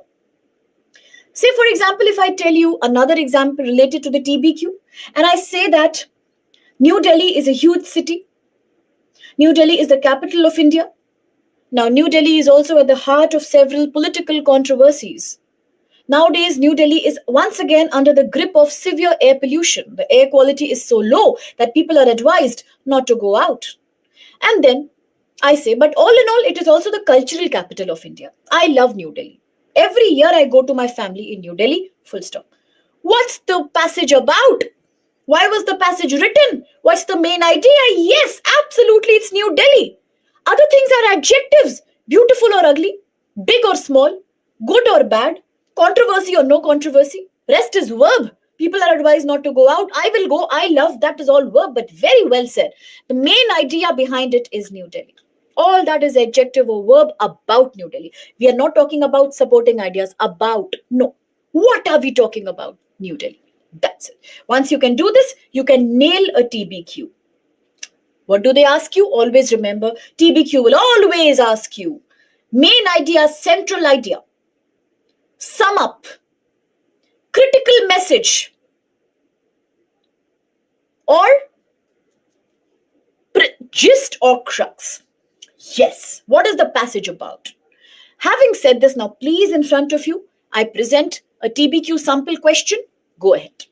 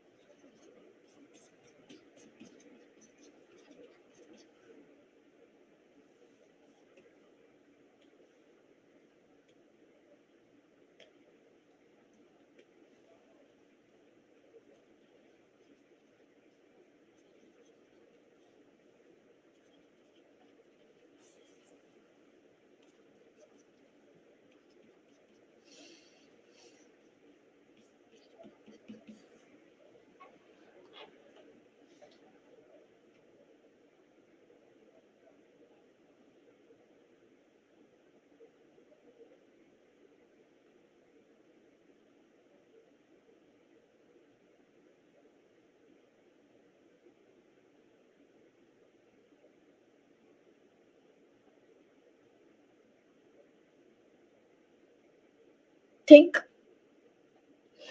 think. Purpose of the passage. What is the passage about? Why was it written? Main idea, central idea, intention of the writer, TBQ. 75% students go with a correct answer. Valid answer, beautiful answer. Some are confused between B and D. Let's see why are they confused. No problem. There's no competition. We are just learning. So no worries. Very good. Very well done. No worries. No worries. Let's see what went wrong. It's a very short passage. Let's understand. It's a short passage clearly, and what does the passage say? If you were to follow the rules, you will read the passage top to bottom with full dedication. The Holland Tunnel is a roadway under the Hudson River. There is some Hudson River. Under it, there is a tunnel called Holland Tunnel. At the one end of the tunnel, there is New York. At the other end is New Jersey. About 50,000 cars and trucks go through the Holland Tunnel every day. The distance is just about 1.5 miles. Depending on the time of the day, it can be a short journey, it can be a long journey, whatever. Now, why was this passage written? What is that one main noun about which the passage is? It is the Holland Tunnel. Holland Tunnel is the roadway that we are talking about. All the others are supporting ideas. For example, which cities does it connect? Adjective. How long is the Holland Tunnel? 1.5 mile. Adjective. How long will the journey be? Verb. About Holland Tunnel. How many cars and vehicles are going on Holland Tunnel? Verb. But at the heart of everything is Holland Tunnel. Now, listen to me super carefully. Just one thing you listen to me. Very good. One thing, just listen to me. After that, you can say whatever you like. Just 1 second. Give me full attention. Hear me out. Always remember, my dear. Always remember. In every passage, there is one main idea, main purpose of the passage, and there are other supporting ideas. Now, listen to this and remember this in future. If from a passage you remove the main idea, then everything becomes useless. For example, if in this passage we remove the Holland Tunnel, what are we left with? At one end of what is New York? How many cars are passing on what every day? The length of what is 1.5 miles? The journey on which is long or short? What is under Hudson River? We don't know. But if you remove the supporting idea, nothing will happen. No problem. For example, if I remove the length, what is the problem? No problem. For example, if I remove the line on New York and New Jersey, what's the problem? Nothing. If I remove how many cars and trucks go, still the passage can be written. Or if I remove how many hours it takes to travel on it, nothing will change. But if you remove the main idea, the passage becomes paralyzed. The passage becomes useless. There is no value of the passage, and that's why. Yes, that is also good. And that's why main idea is fundamental backbone of the passage, and A absolutely is the valid answer. What the Holland Tunnel is. It's the main idea. Now, what you're saying, length of the Holland Tunnel, supporting idea. It's an adjective about Holland Tunnel. Length of what? Holland Tunnel. What the Hudson River is like. Where in the passage have they told you anything about Hudson River? Nothing. Hudson River is also used in the context of Holland Tunnel, that Holland Tunnel is a roadway under Hudson River. And then they only talk about the Holland Tunnel. Why? Because that is the main idea. We are trying to convey about Holland Tunnel. Hudson River is just one part, adjective that it is under Hudson River. Supporting idea. D. Connectivity between various cities in the US. In the passage, are we talking about various cities? We are talking about 2 cities, New York and New Jersey. We are not talking about various cities. The intention of the writer is not to tell you about the connectivity between various cities in New York. It is out of context. I told you only answer based on the passage, nothing from outside. Anyway, it's wrong. Right. Apart from that, where is US mentioned in the passage? Very good. Good point. Apart from that, in one line they tell you about the tunnel that here is NY, here is NJ, New Jersey. There is no other mention about connectivity. Then how can you say this is the main idea? If this is the main idea, then where is it written in the passage? Nowhere. Nowhere. So that's why A is the correct answer. I hope everyone is convinced. If there is any doubt about this question, please feel free, my dear, ask. Ask, only then we will go ahead. Ask. Ask. Any doubt, any problem, any frustration, any anxiety, any stress, any nervousness, any doubts. Hunger, thirst, exhaustion, sleep. What is the problem? This is a typical TBQ. It is asking you about the central idea or the main idea. Yes. If they ask you about main idea or central idea, it is a TBQ. Yes, it is a TBQ. No, it is not an IBQ. You just learned the keywords. No, you have to remember those keywords only, dear. Main idea, central idea, sum up, critical message, gist or crux. 5, 6 are there. If these are being asked, it is a TBQ only. And then you will give the main noun.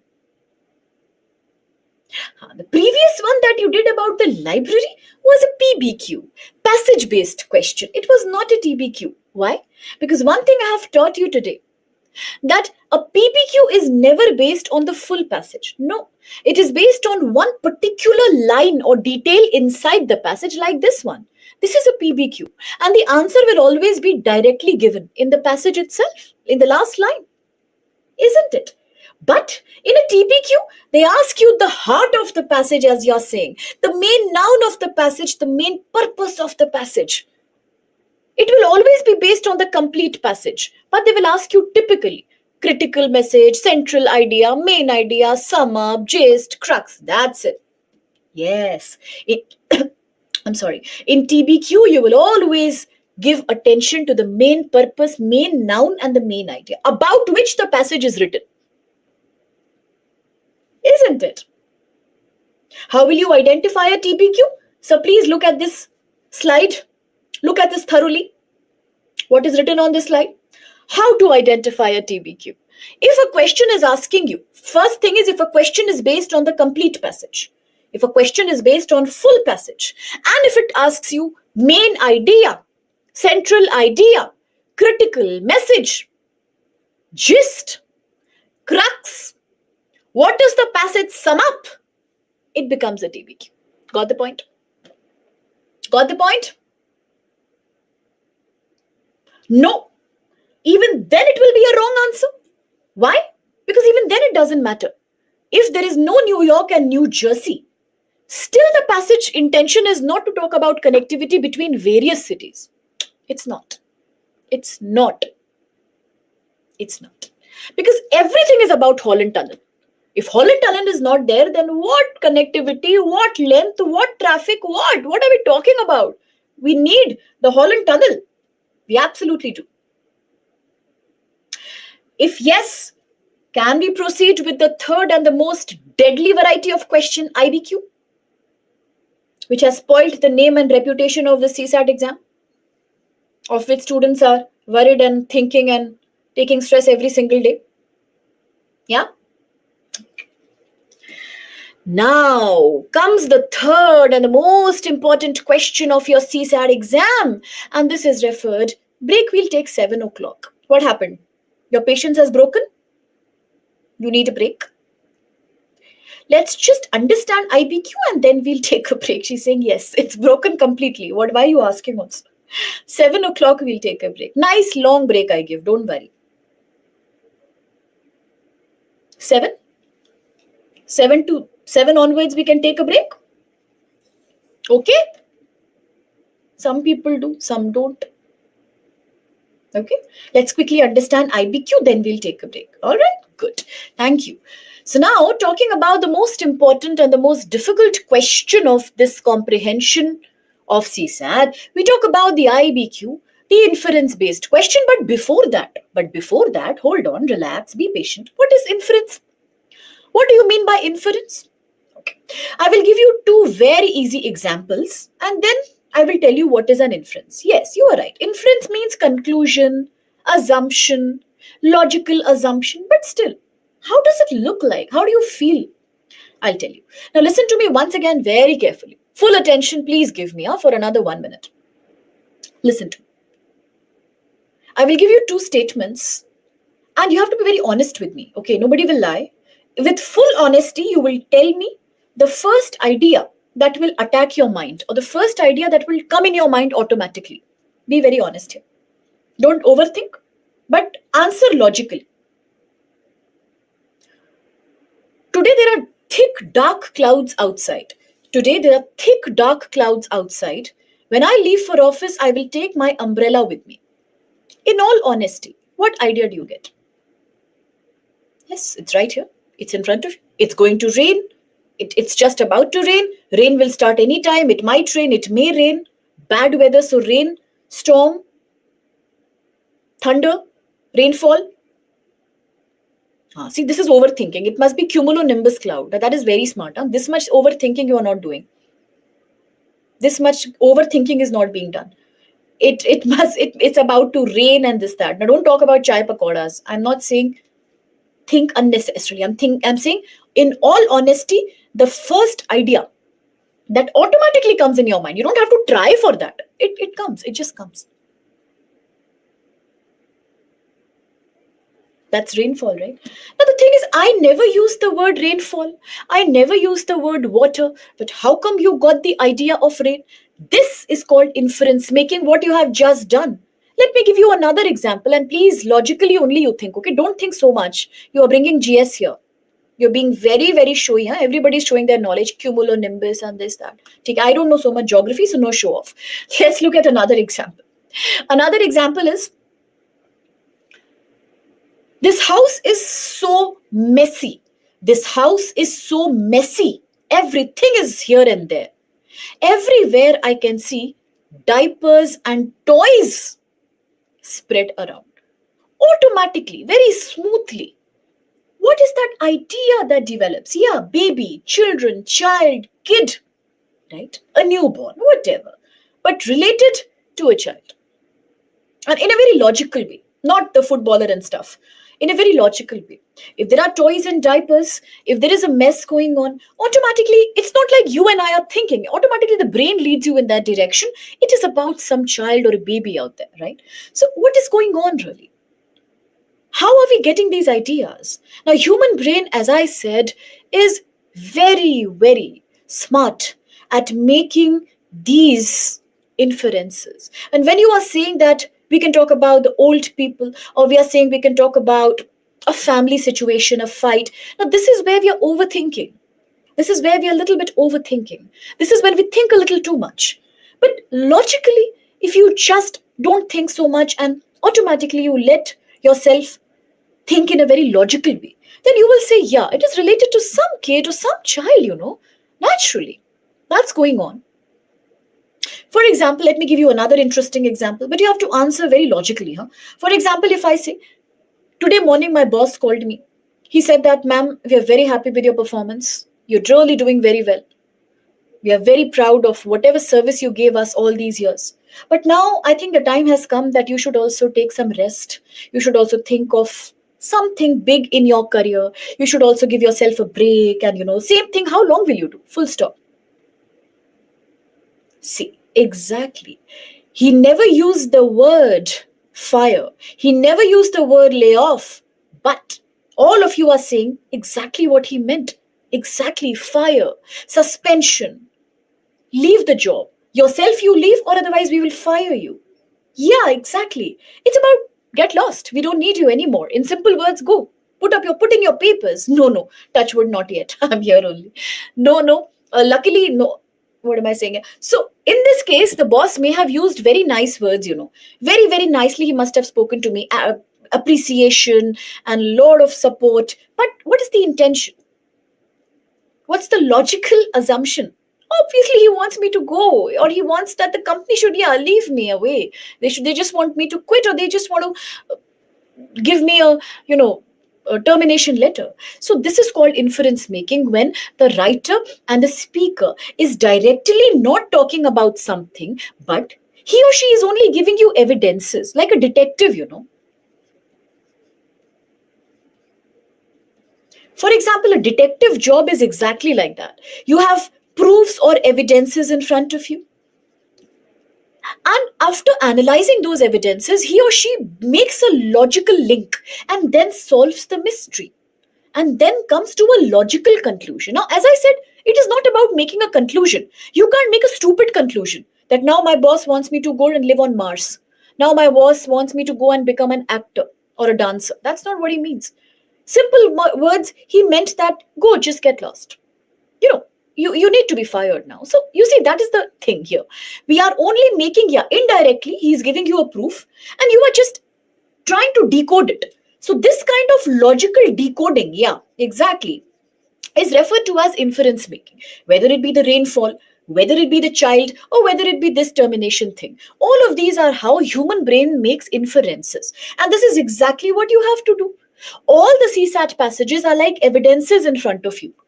They are very small, 5, 6 lines. They all will give you a set of evidences. You have to read them thoroughly. And if the question is an IBQ, an inference based question, you have to then logically understand these evidences and reach a logical conclusion. Now, no overthinking is allowed, only logical conclusion is allowed. For example, absolutely. That's a very good one. For example, when I said that early morning I'm going to office, or you are going to office or college, and you see that there's a group of people shouting, you are not assuming something stupid, alien attack, or earth has split into two pieces. All of that stupidity is not logical. That human brain will not do. Human brain will only think about logic, accident, or a fight, or a death, or a police raid, or something that you can actually relate to in real life. So that is what you have to do here.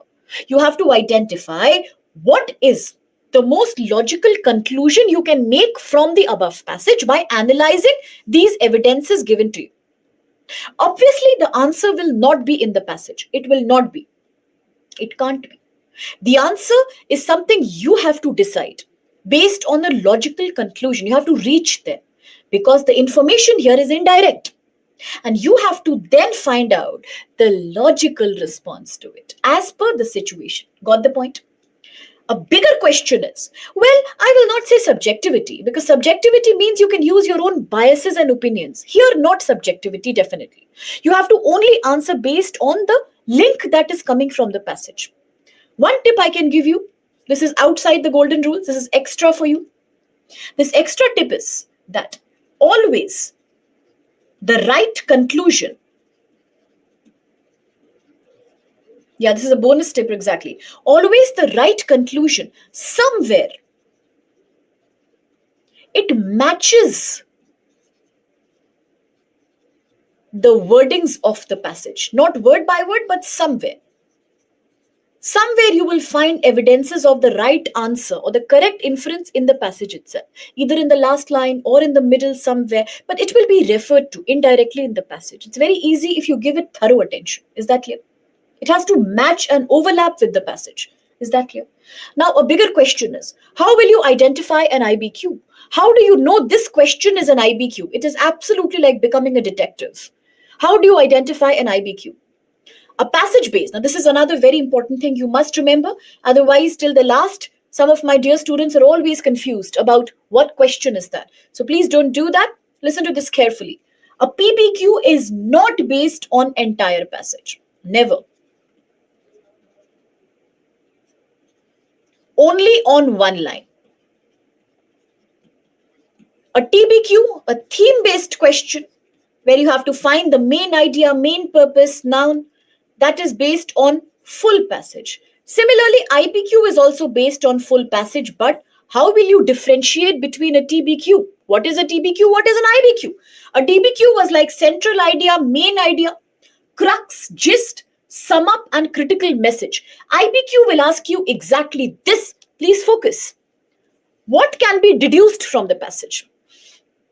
What can be deduced from the passage? Deduction again means the same thing, inference making. No. But the previous question was not an IBQ, na, my dear. Still, it would be A only. Because it is not IBQ. It is not made to be an IBQ. Yes, an IBQ is always more tough than PBQ or than TBQ. No, never ever make that mistake, my dear. Never ever make that mistake. Never ever change the order. First the passage, then the question, then the options. You have to follow the same order. Now, there is still 3 minutes time for the break. Focus here. One thing, what can be deduced from the passage? Second thing, what is the author likely to agree or disagree with? Or which of the following options does the passage or the author of the passage agree or disagree with? Then, the passage seems to suggest that. The passage seems to suggest that. IBQ. This is more important. What is the main implication of the passage? Implication means inference, conclusion. What's the main implication of the passage? The most popular one in the last 10 years. What is the most logical corollary of the passage? What is this corollary? And what does corollary mean? A corollary means the same thing. Corollary means deduction of the passage. What can you derive from the above passage? What conclusion? So, another important word here is logical corollary of the passage. Otherwise, they will directly ask you, what is the logical and crucial inference of the passage? Thank you. What is the logical and crucial inference of the passage? Or they will ask you, what is the most logical, rational, intelligent implication or inference of the passage? So, all in all, if you have words like imply, if you have words like implication, yes, very good. If you have words like what does the passage try to suggest? If you have words like corollary, if you have words like deduce, assume, all of these mean we are trying to talk about IBQ, inference based question. Now that IBQs are the most difficult variety of questions, for sure, you cannot handle them without the 4.5 golden rules. So I think the time has come when we must use these golden rules. But before we use the golden rules, what about the sample passage? At least we should see how does an IBQ look like. It's 7 o'clock. Can we just do the sample question and then take a break? Will you accept that? Or will you be very upset that I lied to you? I will give you good time for the break. I will not eat your break. Don't worry. I will give you good time. But let's quickly see the sample. I'm so sorry for the inconvenience. But if we leave it and go, again we have to revise everything and start from scratch. When we eat and drink, mind becomes numb. So let's quickly do this and take a break. All right, that's so sweet. Let's quickly have a sample passage. But my dear, this is not an ordinary sample passage. It is coming from CSAT UPSC. Yes. Now you have come to the stage step by step where you are growing up. You are big children now. Now you will solve CSAT passages directly. No more samples for you. So now here is in front of you a UPSC CSAT 2018 exam. Question is an IBQ, logical corollary. I don't expect you to solve it successfully because I haven't told you the rules, but just try. Try.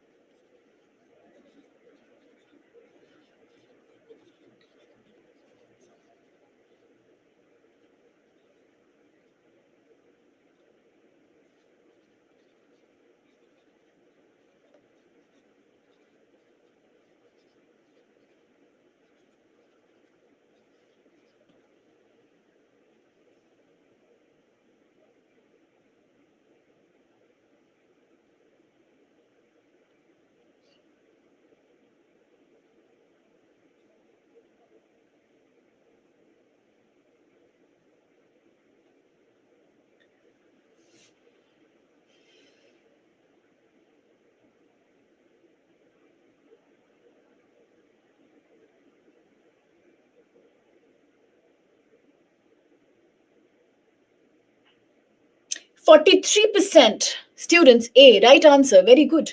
29% D, 24% B, overlapping. 4% only C. All right, fine, acceptable. No problems, no problems, no problem at all, because it's not a competition and you still don't know the rules. If you knew the rules, 85% would have said A. But why was A correct? Absolutely. A was correct because with more food options come more risk. That's the conclusion. Logical conclusion that we can reach. That is also the main intention why the author has written the passage. In short, that is also the main idea or the main purpose of the passage. What you are saying is all supporting ideas. Second thing is, I told you never ever answer from outside the passage. The answer has to be only taken from the passage. And then why did people say that the answer is B?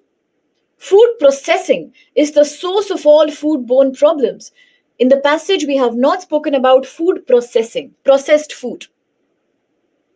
In the passage, we just said that so many organisms or so many infections are causing diseases that they are unknown. Why? Because food is globalized today. From your agriculture, crop, to the plate in which you are eating, anywhere infection can happen, and food is traveling between countries. Made in Japan, going to Brazil, made in Mexico, coming to India, and vice versa. If food is traveling these huge distances, it is so difficult to trace that where did infection come from. And then it says that because of globalization, consumers are becoming more vulnerable, more sensitive towards diseases.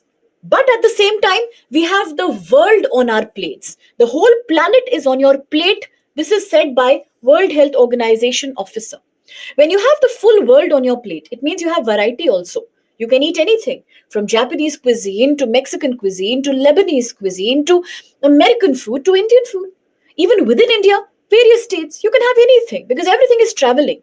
But although you have the world on your plate, you also are becoming more sensitive to disease, because if food is traveling such distances, how will we know at what stage did the infection happen? Monitoring is very difficult. That's the main idea behind the passage. That's why A is the right answer. Definitely there are more options, but with that, risk is also becoming more. C says we should depend only on locally produced food. This is not the main idea behind telling you the passage. This is not the logical conclusion that you can reach. Already we are globalized. Already there is so much. The passage is saying rapid globalization. Rapid globalization means very fast we are globalizing. Then how can you say globalization should be finished, or how can you say we should only use local food? It's not possible. You can't deny the passage. You can't go against the statements of the passage. These are evidences. This is a clear evidence that rapidly we are globalizing. Then how can we only eat local food? D. Globalization should be controlled or curtailed. Not possible because we are already doing it. So you cannot deny or contradict the passage. Neither can you answer from outside. So therefore, A is the most valid answer. On that note, this is the level of performance when you don't know the rules. But what if we knew the golden rules?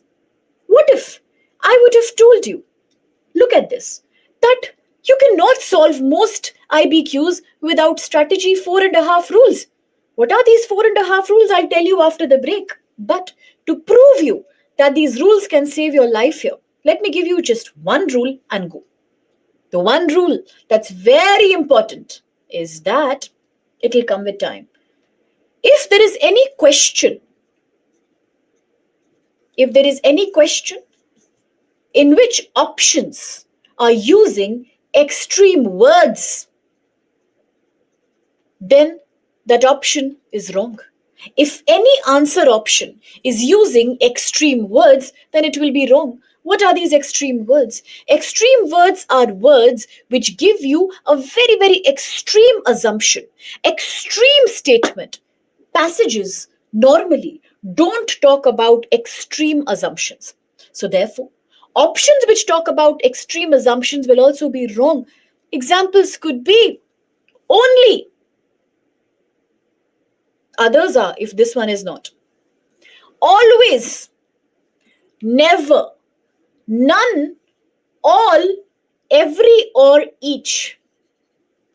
if any passage is followed by options and any option deals with these words, then it will not be correct. Now, this is not 100% true, but it is about 99% true.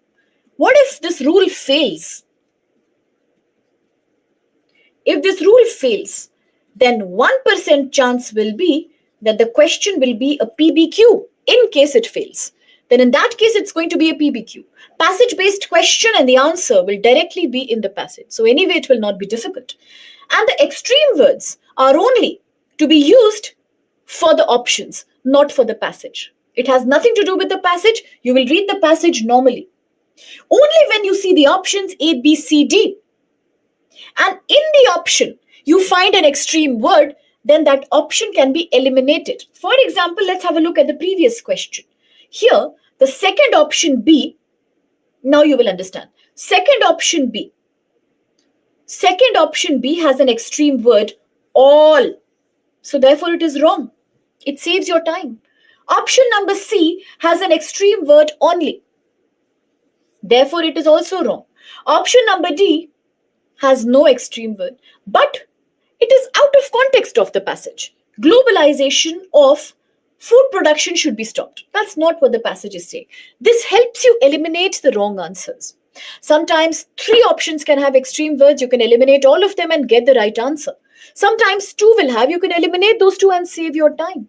So here B and C clearly have extreme words. All is an extreme word, only is an extreme word. So any option which talks about any such extreme word, all, only, never, none, each, every, no, it's not. Only, always. All these will be treated as extreme words. This will get proven to you further when you do this passage based on 2015. But before that, as per the promise, let's take a break quickly and come back. Should you have any doubts about this rule, I will explain you better. Yes, it is correct 99% of times. Should it fail 1%? It can fail. It can fail. But that's rare. And if it does, then that question is going to be a PBQ. Passage-based question. Is that clear? Can we take a break now? Yeah. We will apply the rule after the break. So it's 7:11 almost. Let's come back at 7:30. Take a good break and come. You asked for 20 minutes. I'm giving 20 minutes. After we come back, I will ask for practice. You will do practice. Sincere practice. No break, no breathing time, no water, nothing. No. All the rules are for all the questions. This rule is for IBQ also, PBQ also, TBQ also. No. Break is till 7:30. Class is till 8:30. Don't take a break till 8:30. That will be permanent break. Okay, so come back at 7:30. So I'll not waste your time. I'll see you immediately at 7:30. 7:29 I'll be here. Quickly go. Quickly come back. I'll see you.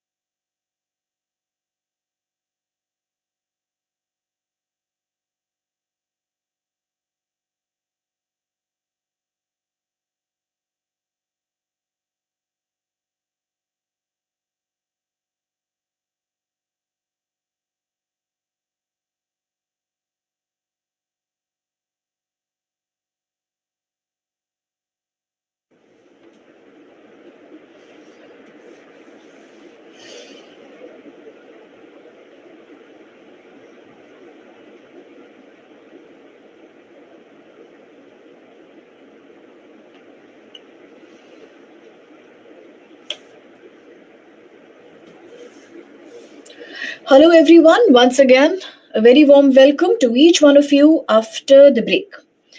Now, sir, as far as buying courses, online courses is concerned, these could be a very good idea for, say, the maths and the reasoning segment. Very honestly, talking about the comprehension segment. Now, this is a little bit confusing aspect because, as I said, the level of CSAT passages matches just one exam, that is the CAT exam. In the CAT, if you see the passages, they will have a same level of difficulty as the passages of your CSAT. Apart from that, whether it be any bank exam or it be your state civil services paper or any other competitive exam, the level of difficulty, the writing pattern is barely matchable. So I would never suggest a book or a course for CSAT apart from PYQ practice, thorough practice. So for maths and reasoning, you can, but for comprehension, you really don't need to invest anywhere apart from the PYQs. Thank you so much. Really, you think 20 minutes break is less for you? By the time you would have come back, class would have got over. Okay, so having said that, let's quickly come back to the agenda. And before leaving, we had discussed no, no, no, no. Cat, I am not asking you to do the PYQ practice. I'm just giving you an example that the level of difficulty of CSAT passage is just the same as CAT passages. So it's not like you have to practice CAT. You please practice PYQ of CSAT only. All the websites have the PYQs. If not, then official UPSC website also has this available. You could download it from there. Otherwise, our website, you could also type PYQ or CSAT paper 2020, 2021, 2018, 2019 Byju's. There as well, you will find a downloading link. It's just everywhere. It's public already. So you can download from there. You can practice online too. Right? Well said. So now let's quickly get back to the agenda. And we were talking about the IBQs. Why are IBQs tough? Because you know that you have to only analyze the evidences of the passage and then make your own logical conclusion. This was a very big eye opener. This 2018 question, practically, this is the level and this is the pattern of an IBQ. Where the passage will only give you some evidences, you need to join those evidences, make a link between them, reach a logical conclusion. Why was the passage ever written? The main agenda, the purpose of the passage. Accordingly, you will choose the most relevant option. Now, because these are tough, I wanted to give away a couple of rules. The very first one was based on extreme word. I told you if in any question, any answer option has an extreme word, then it will be wrong. As you're saying, if it fails 1%, this trick, then how will you know it's a PBQ? You will know because the option will be so visible in the answer. The right option will be absolutely clearly given in the passage itself. It will be like match the following. You will not have to find the answer by working so hard. It will be easily visible to you. And that's when you know it's a PBQ. Is that okay? Having said that, this rule is applicable and pretty successful in 99% of times in the CSAT paper. So wherever you find extreme word in the options, you please eliminate those options. Okay? Having said this, there is one more thing. In fact, it's not just one more thing, it's a very fundamental thing. I thought I will tell this to you on Monday, but you will get 2 days to think about it. So let's talk about it now before we do the next question. One thing is that this golden rule number 1, extreme words. You need to remember these extreme words by heart.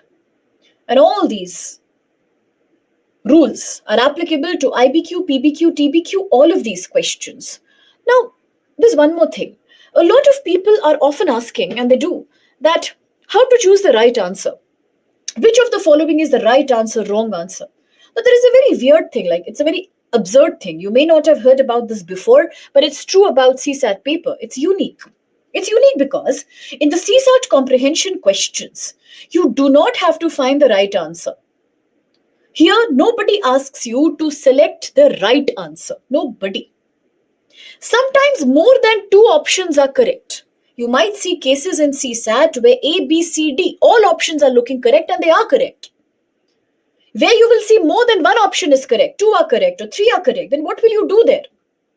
So, what we need to understand is that whether it's a PBQ or it's an IBQ or a TBQ, they never ever ask you to select the correct answer.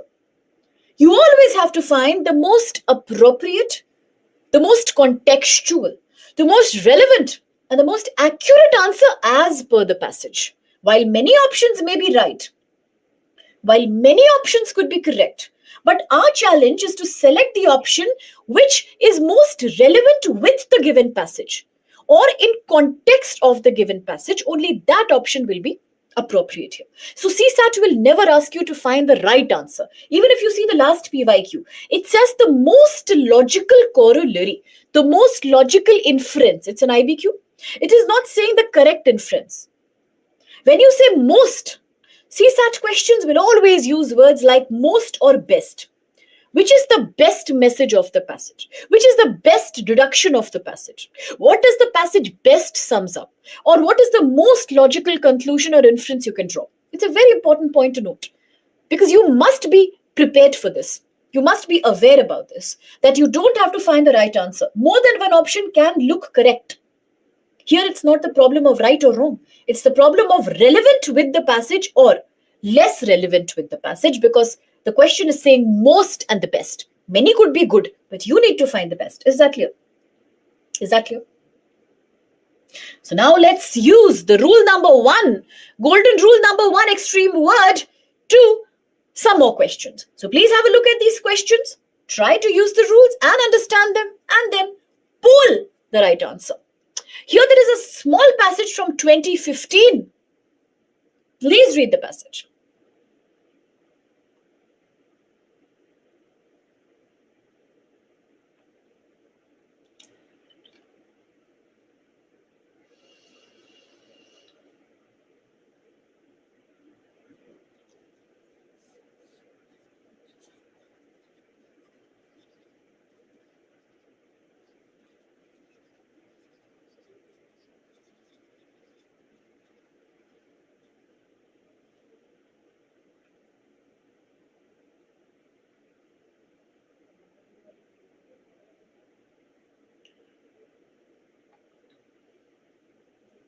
Please have a look at the question and first decide which kind of question is this. Think again.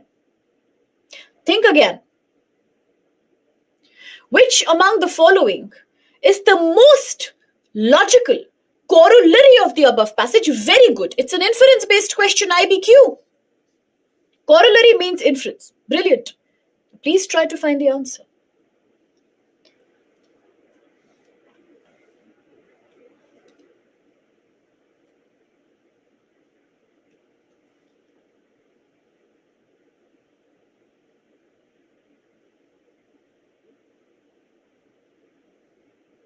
Think and poll. Relevant to the passage, based on the passage, main purpose of the passage.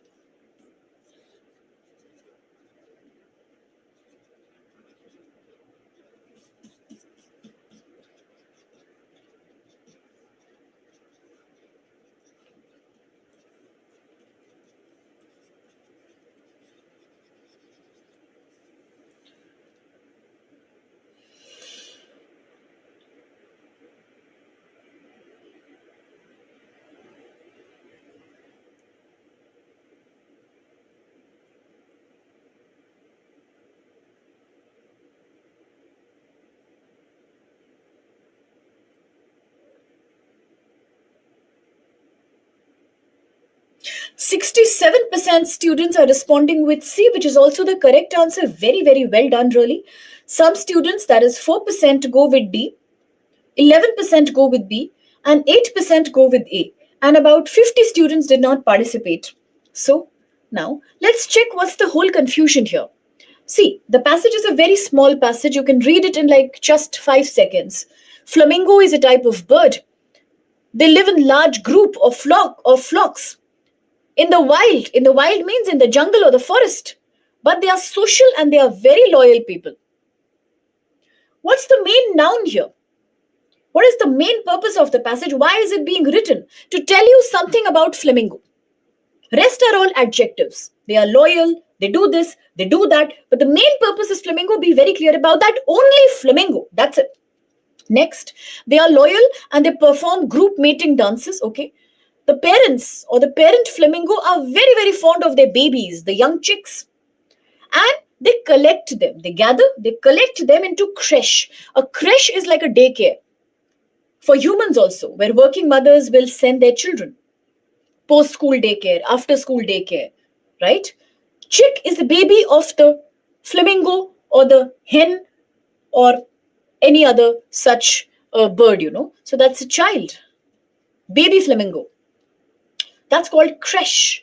That's called a creche, a protection. So they are so devoted and they love their kids so much that they collect them in safety for protecting them.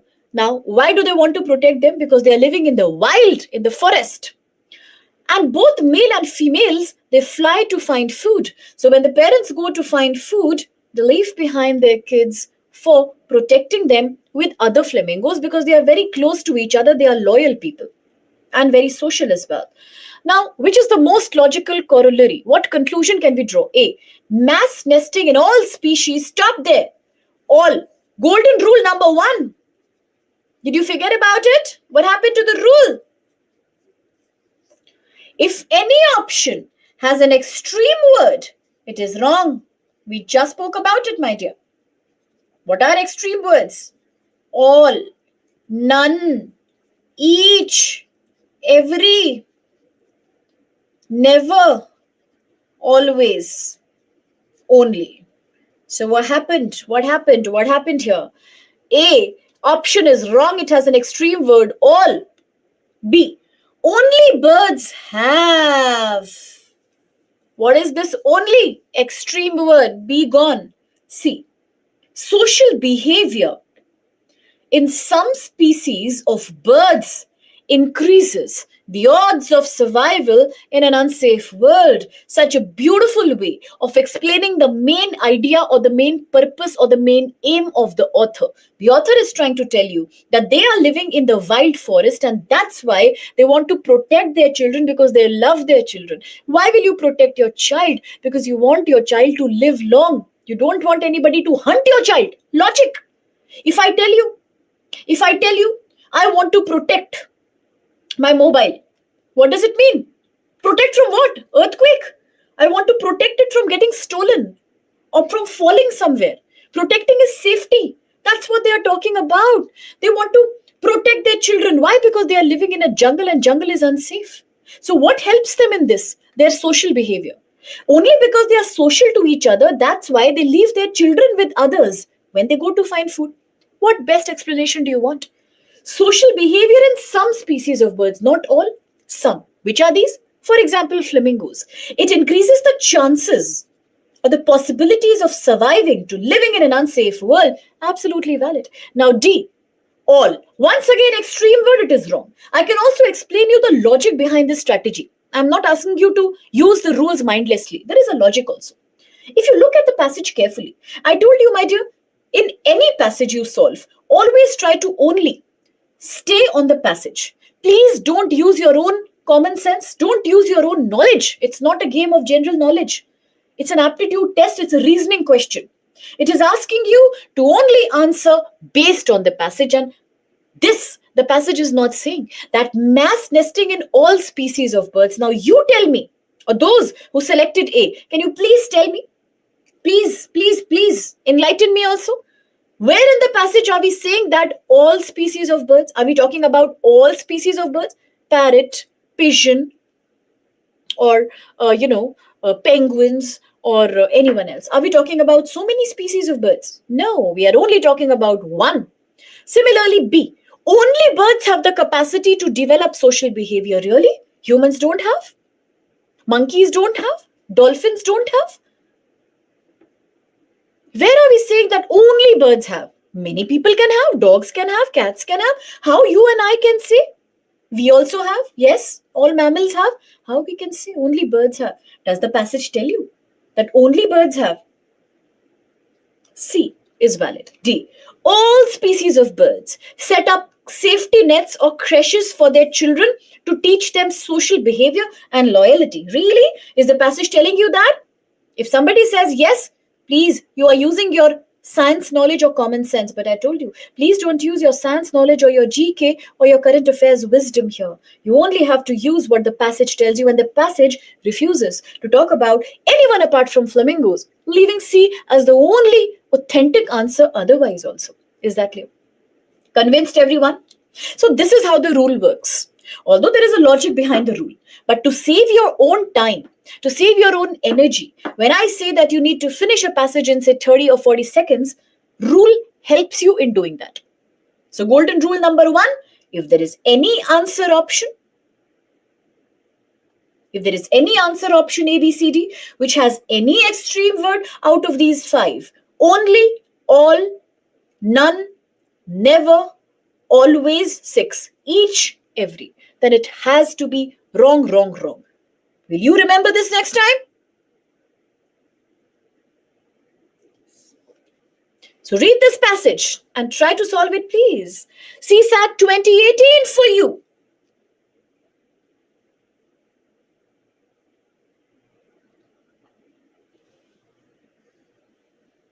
Very good. It's an IBQ.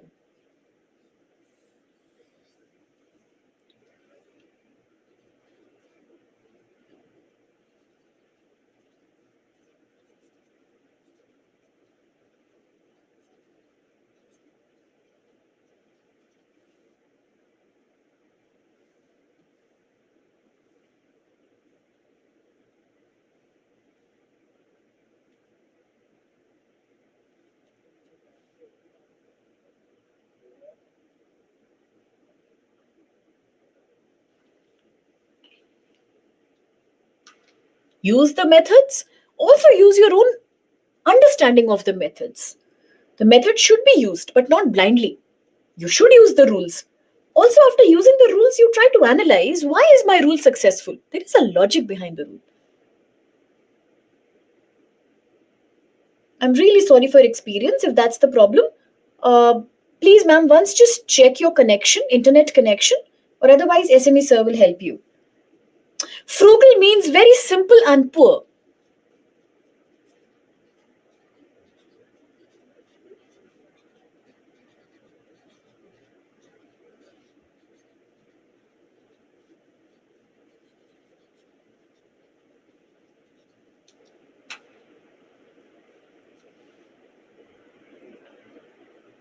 %78% students go with C. Right answer. Valid response. Very well done. Very well done. Now, to my surprise, 13% have gone with D. Let me clarify why. And then 5 and 4% have gone with A and B. And some of my sweet kids are still not ready to respond. They're just watching. Maybe they learn by watching. That's okay. Take your time. Now, the passage was a very small one. And the passage clearly talks about environmental issue. It says today, in modern times, the top or the biggest environmental problem is combination of two things: people, humans, and their desires, aspirations, their dreams. If the aspirations are simple, frugal, poor, easygoing, like the aspirations of people during Second World War, so much more is possible, a lot more is possible. Then, if we start viewing our planet as a giant shopping mall, now you can't assume that your planet is like a mall, that you can take everything from there: water, resources, energy, fossil fuels, trees. How do you treat your planet like a use and throw commodity? It's not good, no? Your needs are so much today. They are not simple like Second World War people. They are so ambitious. You want luxury, you want everything. What happens then? We need to get beyond the fascination. We have to move beyond. We have to recede. We have to go away from the love, the attraction, and the desire of glitter. Glitter, show, gold, luxury, money. And understand that the planet works like a biological system. This planet is not a mall. It works like a sensitive biological system, like a body. You cannot misuse it. Exactly. It reminds us of China and Russia and their own commercial expectations in Arctic Ocean. That's not good. You can't treat your planet like that. So now the question, which of the following is the most? Which means many can be correct, but we have to find the most. crucial, important, logical, intelligent. Inference from the above passage, IBQ inference based question. Use the passage as an evidence and reach the most intelligent conclusion. A. The earth can meet only. Stop here. As soon as you see extreme word, you need to stop yourself. Why are we wasting our time? Those who selected A, what happened to you, my dear? What happened to you, child? What happened to you, kiddie? What happened to you, my dear student? What went wrong? What happened? You forgot the rule? Is the rule not clear?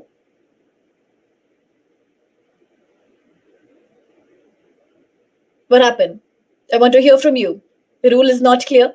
You forgot? It's too much information coming your way, so are you kind of messed up with it? You want me to explain again? Whatever you say, I'll do. But you need to be convinced that if there is any answer option, A, B, C, D, which has an extreme word like this one, A, the earth can meet only. You see the word only and you stop yourself, it will save your time. Otherwise, you will simply waste your time, right? Okay. So only is wrong. Extreme word, wrong. Let's look at the B. The only way. Now this is coming in the beginning, only. Again, you see the extreme word only. Okay, I'll explain you. The only way, right? So what is the only? Extreme word. Once again, eliminate it. Why are you wasting your time? You are taking stress. Waste. D.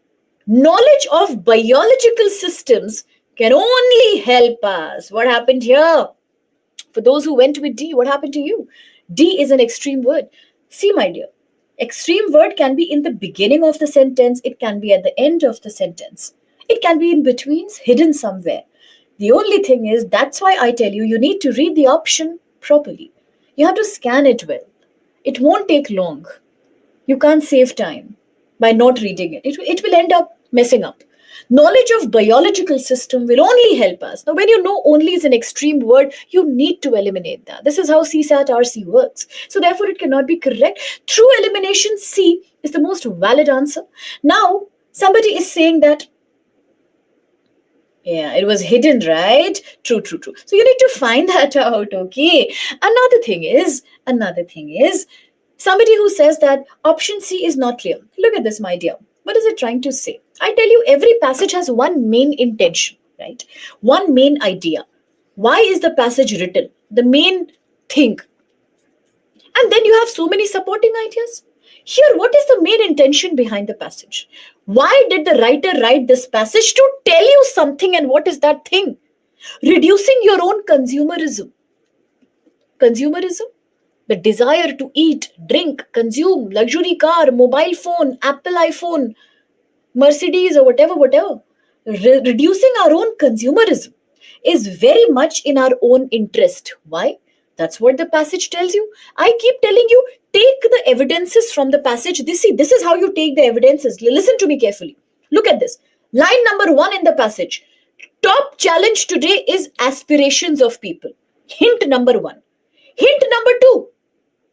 If the aspirations are simple or frugal, a lot more is possible than if we view the planet like a shopping mall. You cannot take it like a shopping mall. 4. We need to go beyond the fascination with glitter and show. 5. We need to understand that a planet works like a biological system. The whole passage has been created to sensitize, to make the reader aware that if people's aspirations are under control and simple, a lot more can be done to protect our planet. And this is exactly what C is saying. If you reduce your consumerism, your greed of money and all these things, it is in your own interest. Why? Because if the planet will only go, then where will you and I live? And that's why C is the most logical conclusion that you can draw here. Is that clear now or not? Yes, exactly. It is also, yes, very good. Thank you for saying that. Thank you for saying that so much. What she's saying, or what he's saying, they are saying that the very line that we should not consider the planet as a giant shopping mall is matching with this. And I told you somewhere, I don't know where have I told you. I will also try to find out where I told you. Somewhere I have told you that one line, that the right answer sometimes matches. Yes, look at this slide. The right conclusion somewhere matches with the words of the passage. There is some match. And here the same thing is happening. All the things in the passage were absolutely matching with the right option. What is not clear about the C option? Reducing, cutting down, consumerism, materialistic desire. So just 1 second. I need to clarify so that everybody can move on happily. This is the first session, no, it takes time. Next session onwards, speed will go up. Consumerism, desire, greed for consumption, luxury, comforts. If you reduce this, it is for your own good, no. It is in our own interest. Because if we do not reduce, what will happen? The planet will also stop working someday. It is already happening, no? Floods, climate crisis, all of that they are trying to talk about. I hope it's clear to you now. If not, I'll come back to it later. Let's quickly proceed now with another question. No, let's not proceed. Stop. Let's not proceed. No, we can't proceed. We can't proceed. Why? Because now the time has come to teach you the rule number 2. Golden rule number 2. What is the golden rule number 2? So, my dear, here is the golden rule number 2. This is very critical. Looks easy. This is the only rule out of 4 rules which has 100% success rate. This rule will not fail even if UPSC exam fails. It will not fail. 100% success rate. What is the rule? The rule is that if in any question you find an answer option, if in any question you find an answer option out of A, B, C, D, which is outside the scope of the passage, which is not in context with the passage, which talks about some outside logic or outside information that is not being covered in the passage, it will be 1,000,000% wrong. You have to eliminate that. It will always mislead you. You will lose all the marks for that. So please eliminate options which are not in context of the passage, which are not in the scope of the small passage here. To prove you the point, have a look at the question 2020 CSAT passage based on ecology. In this passage, out of my students, before the golden rules were made in 2019 batch, so many people have told that they got confused. Why? You see yourself. Have a look and please answer the question. Think.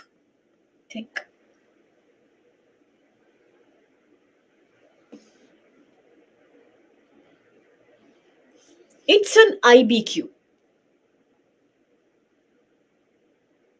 No problem. You're still most welcome. Anytime, ma'am. You're most welcome.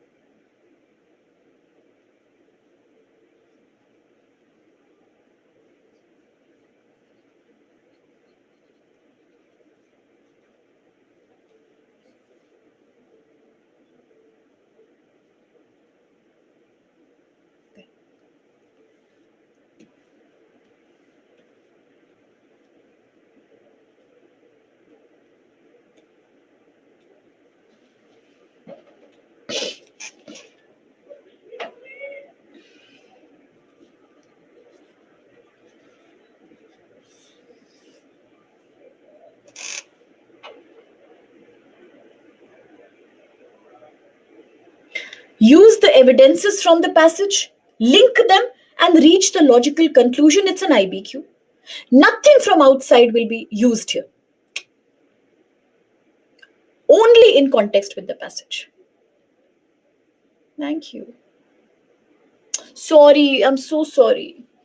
That's a typo. A, B, C, D. Thank you.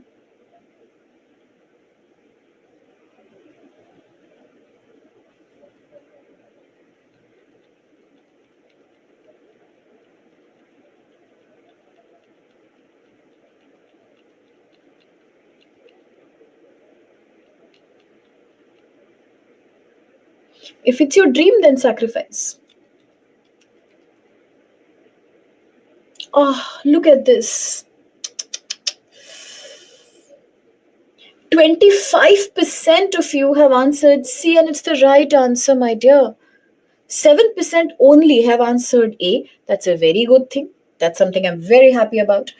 And 59% have answered B. But this happens in many, many lectures. A lot of students are confused by B. Agreed. And then 10% have gone with D. It's fine. Let's understand what went wrong. Now, I really have no right to be unhappy. Why? Because 2020, was the toughest year in the history of CSAT from 2011 to 2023. So it is justified. Now let's break it down for you. The passage is ecology. Language is very confusing. Question is IBQ. It says one of the biggest irony is a paradox. One of the biggest paradox about water is that it comes from rivers and wetlands. Water always comes from lake or any kind of pond or any kind of river or any kind of glacier somewhere, but it always comes from a water body. Automatically, water will come from a water body. Yet, despite that, it is seen as separate from them. Divorce is just a fancy way of saying separate. It is seen as separate from it. Why? What is the reason? Reason is that water is seen as a resource, commodity, cooking, cooking and drinking and bathing and cleaning. And public policy, the government's policy does not understand. Grasp means understand that it is a part of natural ecosystem. When you are saying in the first line, now please try to collect the evidences. Listen to me carefully, my dear. 1 second I want from you. 1 second. Take evidences. Line number 1. Water comes from river and wetland. Line number 2. Yet it is seen separate from it. It is a bad thing. Why?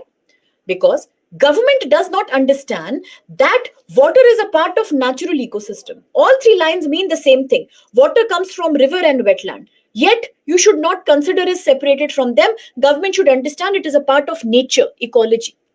Efforts, initiatives at engineering water system. What is engineering? Engineering is not just BTech or BE. It's not that. Engineering means to create something. It's an English word primarily. It means to make something. For example, a very smart man must have engineered this pen. A very smart man must have engineered this bottle design. Engineering mean is making something. So efforts at engineering water systems, creating water systems like dams, very good, hydroelectric power projects or canals or pipelines or whatever. Yeah, hydroponics or whatever. Whosoever makes the effort at creating these water systems, they are all making efforts at increasing, empowering, enhancing, strengthening or improving water supply. The main intention behind creating water systems is to improve supply of water to people, because water is a resource. We all need it. So they want to improve the supply of water. It's a duty of the government. But this is where they are failing, because they are not strengthening the capacity of ecological system. Hint number 5. Water comes from river and wetland. We use it as a resource. And public policy is not understanding that water is a part of ecosystem. Whenever you are trying to improve the capacity of water systems, artificial water systems, they are artificial, they are man-made, engineered. Engineered means man-made. We are only trying to improve the capacity of these engineered systems. We are not trying to strengthen, enhance, augment the capacity of ecosystem. But water comes from ecosystem. What will you get by further modernizing or enhancing your artificial system? One day water will stop, because you are not improving the capacity of river and wetland. If river dries, if glaciers die, if lakes and ponds die, where will you get water from? How many canals you can make, you keep making them. Keep engineering your water system and keep augmenting them. But water will end because there is no enhancing of the ecosystem. As simple as that. Now come to the options. A. Rivers and other wetlands should be protected under Ramsar Convention. I'm so glad majority said it is wrong. This is where the rule number 2 comes into picture. Today you are saying 7% is wrong. Before the rule was told to people, we did this mock test. 85% went for A. Let me tell you something more shocking. More shocking. You'll be amazed. When initially 2020 paper was released, not released officially, when it was shared through some private websites, coaching institutes, majority coaching institutes selected A as the answer. Can you imagine that? I mean, why? Golden rule number two: anything that is not mentioned in the passage, anything that's outside the scope of the passage cannot be the right answer. Why? What went wrong? Because majority used their general knowledge and common sense and current affairs. We all know that Ramsar Convention is there to protect wetlands, and therefore they use their general knowledge. They did not understand CSAT is not a GK test. It is a logical reasoning exercise. Why are you doing this then? Is the passage talking about wetland conservation through Ramsar Convention? That's why A was out of context. Rule number two. This is how rule number two comes. Nothing from outside should be correct. Option number B. Engineering, which means making water systems, should be modernized and further augmented. Now also will you say it is B? Now also will you say it's B? What did I just tell you about the passage? Public policy does not understand that it is a part of natural resources, natural ecosystem. Whenever you are trying to make efforts at engineering water system, you are only trying to improve the capacity of water systems. You are not trying to improve the capacity of ecosystem, but water is coming from ecosystem. The first line says it is a part of ecosystem, but it is seen as separated from that. Last line is proving the point. First line says something, last line proves it. So therefore, B is opposite of the passage and majority has gone with B. Outside the scope of the passage, rule number two, it is not there in the passage. Passage says opposite, ulta, that you please encourage and augment your ecosystem. And option is saying please modernize and encourage engineering water systems. Opposite is the true. C, wetlands need to be reinforced. They need to be further reinvigorated, further established as more than just open sources of water. Yes, because they are not just open sources of water. They are the parent of your water. The first line. Water comes from rivers and wetlands. I told you the right option will somewhere have a resonance with the passage. There will be some spiritual similarity between the right option and the passage, and here it is. D, totally rule number two. Out of scope of the passage. Nothing from outside should be used. Water supply should not be free of cost as to prevent its misuse or overuse. Well, it's a right option. It's a correct option. But the question is saying you don't have to find the right answer. You have to find the most logical inference that can be made from this passage. Does the passage talk about cost, fees, fine, tax about water? Yes or no? You will get your answer. It's totally out of the scope of the passage. It doesn't talk about it. Not even once. Absolutely. Absolutely. True. Now, if you analyze the passage with the option, you will realize what mistake you have made. The answer has to be in relevance to the given passage. Neither is the passage talking about Ramsar, nor is the passage trying to talk about fees or cost. Neither are we trying to talk about artificial systems. So therefore, C is the most valid message, the critical message of the passage. Yes, you're right. Exactly. This is what, it's a beautiful thing you're saying. We don't have to protect artificial water system only for supply improvement. We have to be selfless. Ecology is everything. It's our mother. So we have to support the ecology. Now, those people who are saying open sources means people think that wetlands are places. People are saying wetlands are places where water is there. What is a wetland? An area that is 12 months a year moist. It has some water. Even if it's a dead lake or it's a river which is not visible anymore, it's a wetland only. Beneath it, it's a water only, right? So people think they are just open sources of water. Please understand, they are not open sources of water only. They need to be strengthened, they need to be augmented, because they are the parent of water. They are more than just sources of water. They are providing you water. Water comes from them. You are asking this because you are thinking that you are treating this like a PBQ. If you treat IBQ like a PBQ, it will be a problem. You are saying that wetland enforcement is not in the passage. But this is not a PBQ, my dear. It's an IBQ. Passage will only give you a hint. Answer and conclusion, it's up to you to take out. Got the point? Got the point? When you are saying, see, the word, the meaning is the same, words can change. Exactly. Look at this in the passage. I'll highlight some words. Please watch these words, and I think that will help you better. I'm highlighting some words, guys. Please look at the words, my dear. Look at this word. Augment. Look at this word. Strengthen. Right? What do they mean? They mean the same thing. To encourage the capacity of something, to boost something. How is this word different from the word reinforce? When you are reinforcing something, you are further making it more strengthened, you are further highlighting it more, and you are further giving it more importance, you are augmenting its capacity. So all these words mean the same thing. You do this, but not for artificial things, you do it for ecology, because water comes from ecology. Is that clear? Shall we proceed with the next question then? Done. So now let's proceed with the next question. And now you don't just know rule number 1, extreme words. You also know rule number 2. So when we know both the rules, and we also know we don't have to find the correct but the most appropriate answer, then please use both the rules together. 2018 passage for you.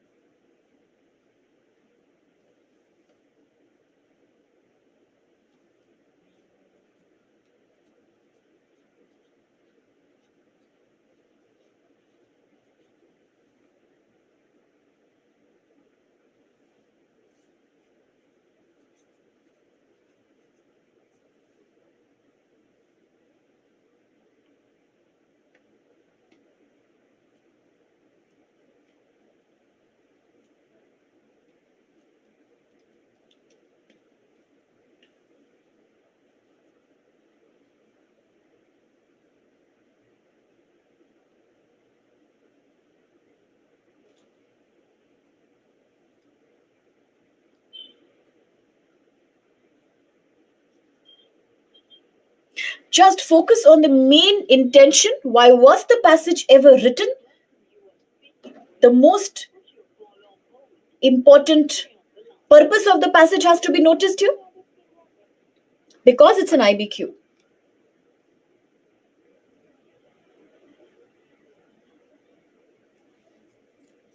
Also, please remember the rules as you answer. Why was the passage written? What's the main intention here? So think deeply. Don't get lost in unnecessary options.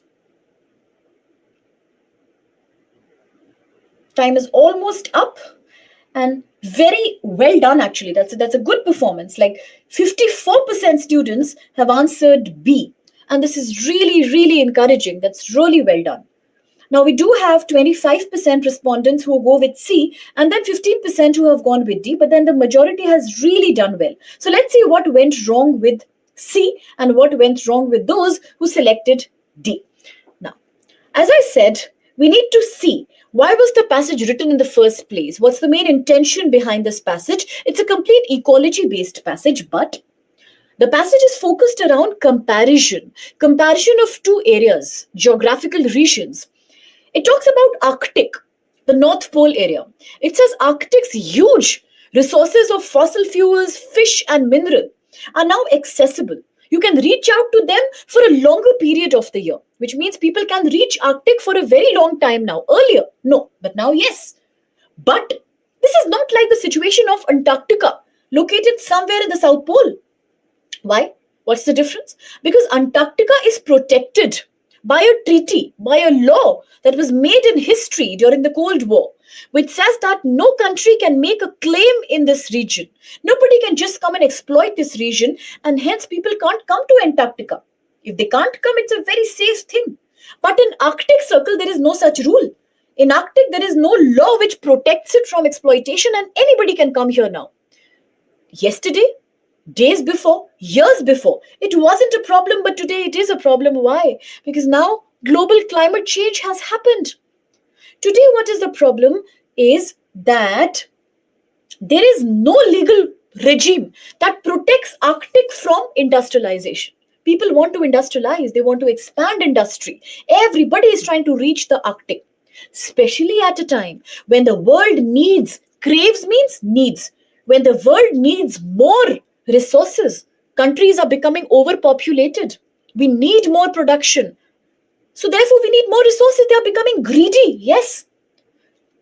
What is the worst problem? The clear possibility, the distinct is clear, the clear possibility of an ice-free summer in the Arctic.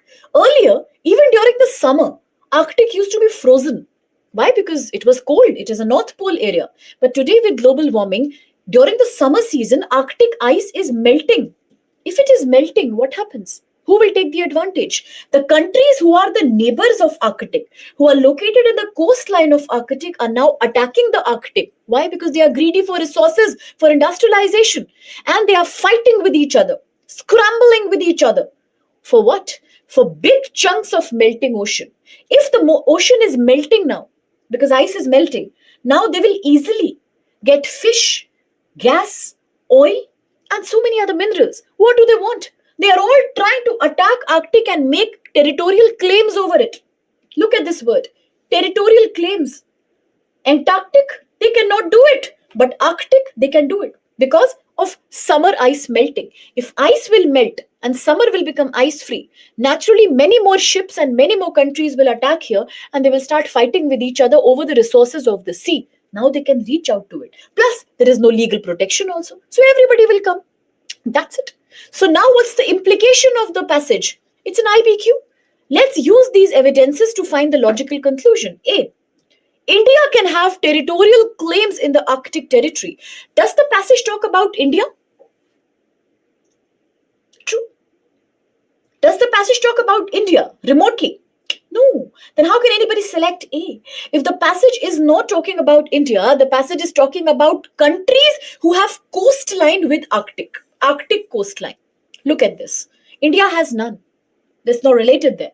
So India is out of scope of the passage. Rule number 2. I requested you, please use the rule number 2. It is out of scope, outside information, wrong. Let's look at C first. C. The Arctic will solve world's future problem of resource crunch. Okay. Are we talking about Arctic solving the future problem of world's lack of resources? Crunch means lack of it, deficiency of resources.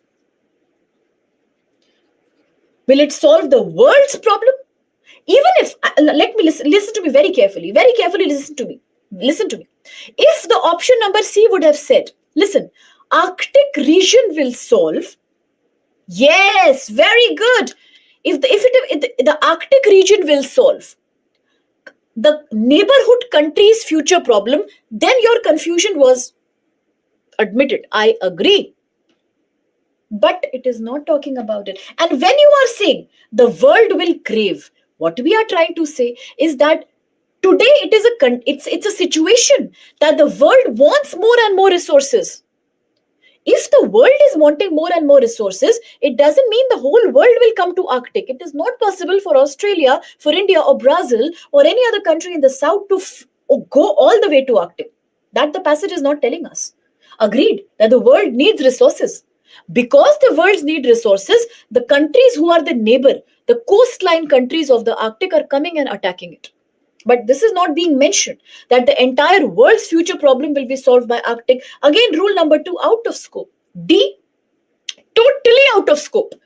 Totally out of scope. Arctic region has more resources than Antarctica. Please enlighten me, my dear. Enlighten me. Enlighten this poor lady. Anybody? Where in the passage has it been mentioned? Show me the light. Enlighten my path. Shed some wisdom on this woman. Shed. Shed. Shed. What happened? It's nowhere, no? And why you selected it as the right answer? If it was not there. Arctic region it has more resources than Antarctica. Where is the passage saying? Only one comparison has been done. Arctic is not protected under any legal treaty, but Antarctic is protected under a legal treaty that was made. When? It was made during the Cold War. And therefore nobody can claim it. But there is no legal treaty protecting the Arctic. That's the only comparison that has been made, my dear. There is no other comparison that's made. So why you think it's D? So all of them are out of the scope of the passage, making B the most valid answer. Melting of summer ice. Yes. What does the passage say? The distinct possibility of ice-free summer. Now, if I tell you, please hold your nose like this, or if I tell you, please hold your nose like this, ultimately it is about holding the nose only.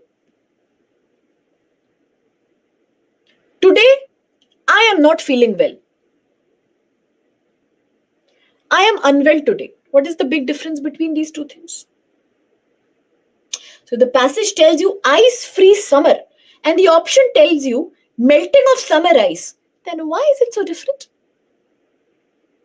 In the Arctic leads to change in geopolitics. Now you will say there is no mention of geopolitics. My dear, is it a PBQ?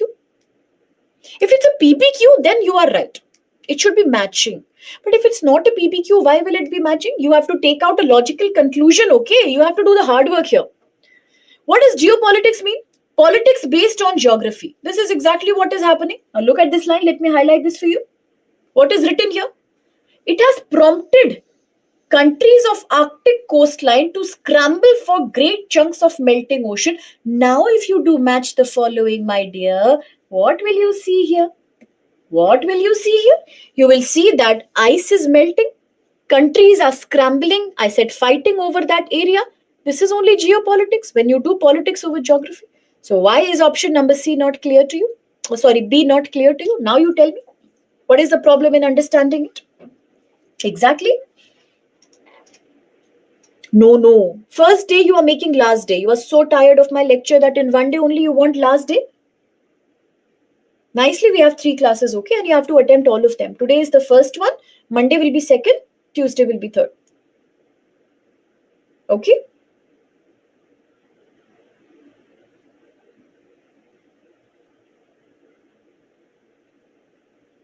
Okay, fine. So if this question is sorted, absolutely. This is, and it's a very realistic option also. Like I say that they are coming from current affairs. Yeah, they are. They are coming from current affairs. True. I mean, now what is happening with China and Russia? All of them are trying to fight and scramble over Arctic. They're digging holes into it. They are finding natural gas in Arctic and Siberia. All this is current affairs, you know. Thank you so much.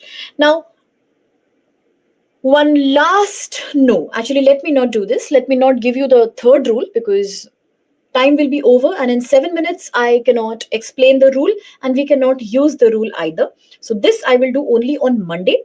As of now, before I leave, I will tell you the rule, but we will not practice the rule. No, wait, no chutti. Nobody will run away like this. Just because you're online doesn't mean you will do what you want, okay? Be here. If it was offline, I would have closed the door. I do that sometimes, but now I cannot stop you. So stop here. Now the rule I will tell you, application we will do on Monday, but you will not forget anything, okay? Not even one rule you will forget. The third rule is a very important rule. So please, all eyes, all ears. The rule says, rule number 1 that you already know is extreme words. And rule number 2, which you already know, is about no outside information. Now, both these rules are applicable where? To the answer options, either A, B or C, D. But rule number 3 and rule number 4 and rule number half, the remaining 3 are only applicable to the passage, not the options. Please remember, my dear, only applicable to the passage. How? The rule number 3 says, when you read the passage, while reading the passage, if you find a word which is called as that, yes, it is called that. It's a very common English word. Whenever you find the word that in the passage, please stop there. Stop there. The next line after the word, the next line after the word that will be very critical and very decisive. Why? Because it will lead you to the answer automatically. It will lead you to the correct option.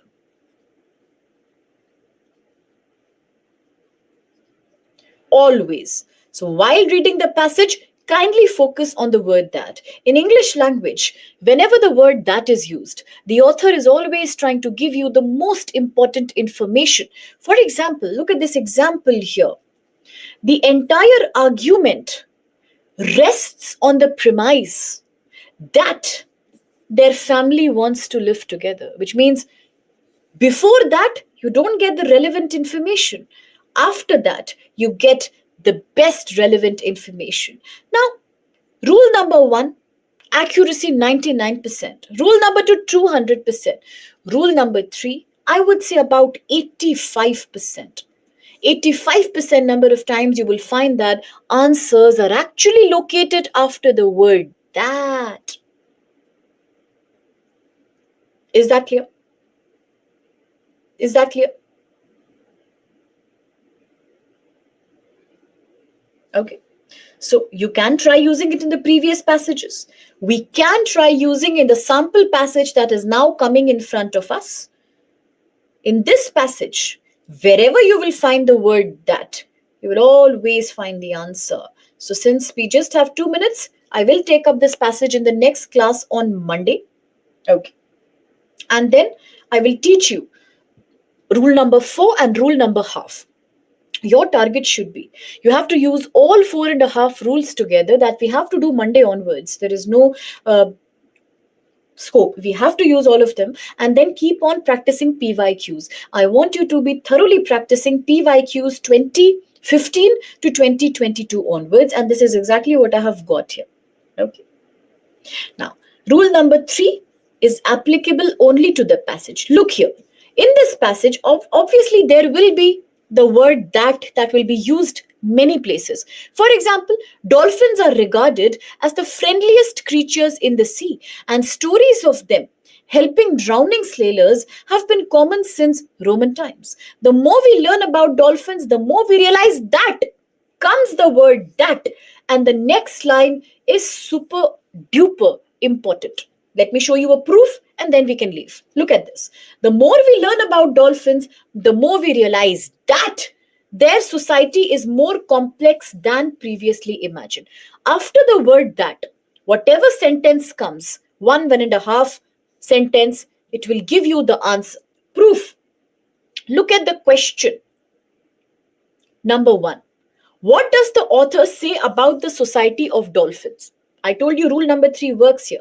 That their society is more complex than previously people imagined. Look at the answer. Their society is more complex than previously people imagined. So what happens is that is a very decisive word. In any passage, if you find the word that, you will automatically notice in the PYQs also, if you practice, the answer will follow the next line. So this, yeah, so simple. And also it's a very effective rule. About 85% times it works. Even in the case of PYQs, it works brilliant. Here is 2018 PYQ. We will do this on Monday and you will apply the rule and you will realize how well it works. So now, yeah, it's just copy paste. Yeah. So now I will take your leave. Thank you so much, each one of you, for being such a lovely audience, for all your kind comments and a wonderful interaction. I enjoyed the lecture. I pray and I hope that so have you. And thank you very, very much for all these lovely, sweet, beautiful, emotional comments. Love all of you. And really, really, I'm excited to meet you back on Monday. Just one takeaway. Please remember all the extreme words. Please remember the rule 2 and rule 3. Rest you don't remember anything. I'll take care of everything. All the best. Have a lovely weekend. See you back on Monday. Bye-bye and good night.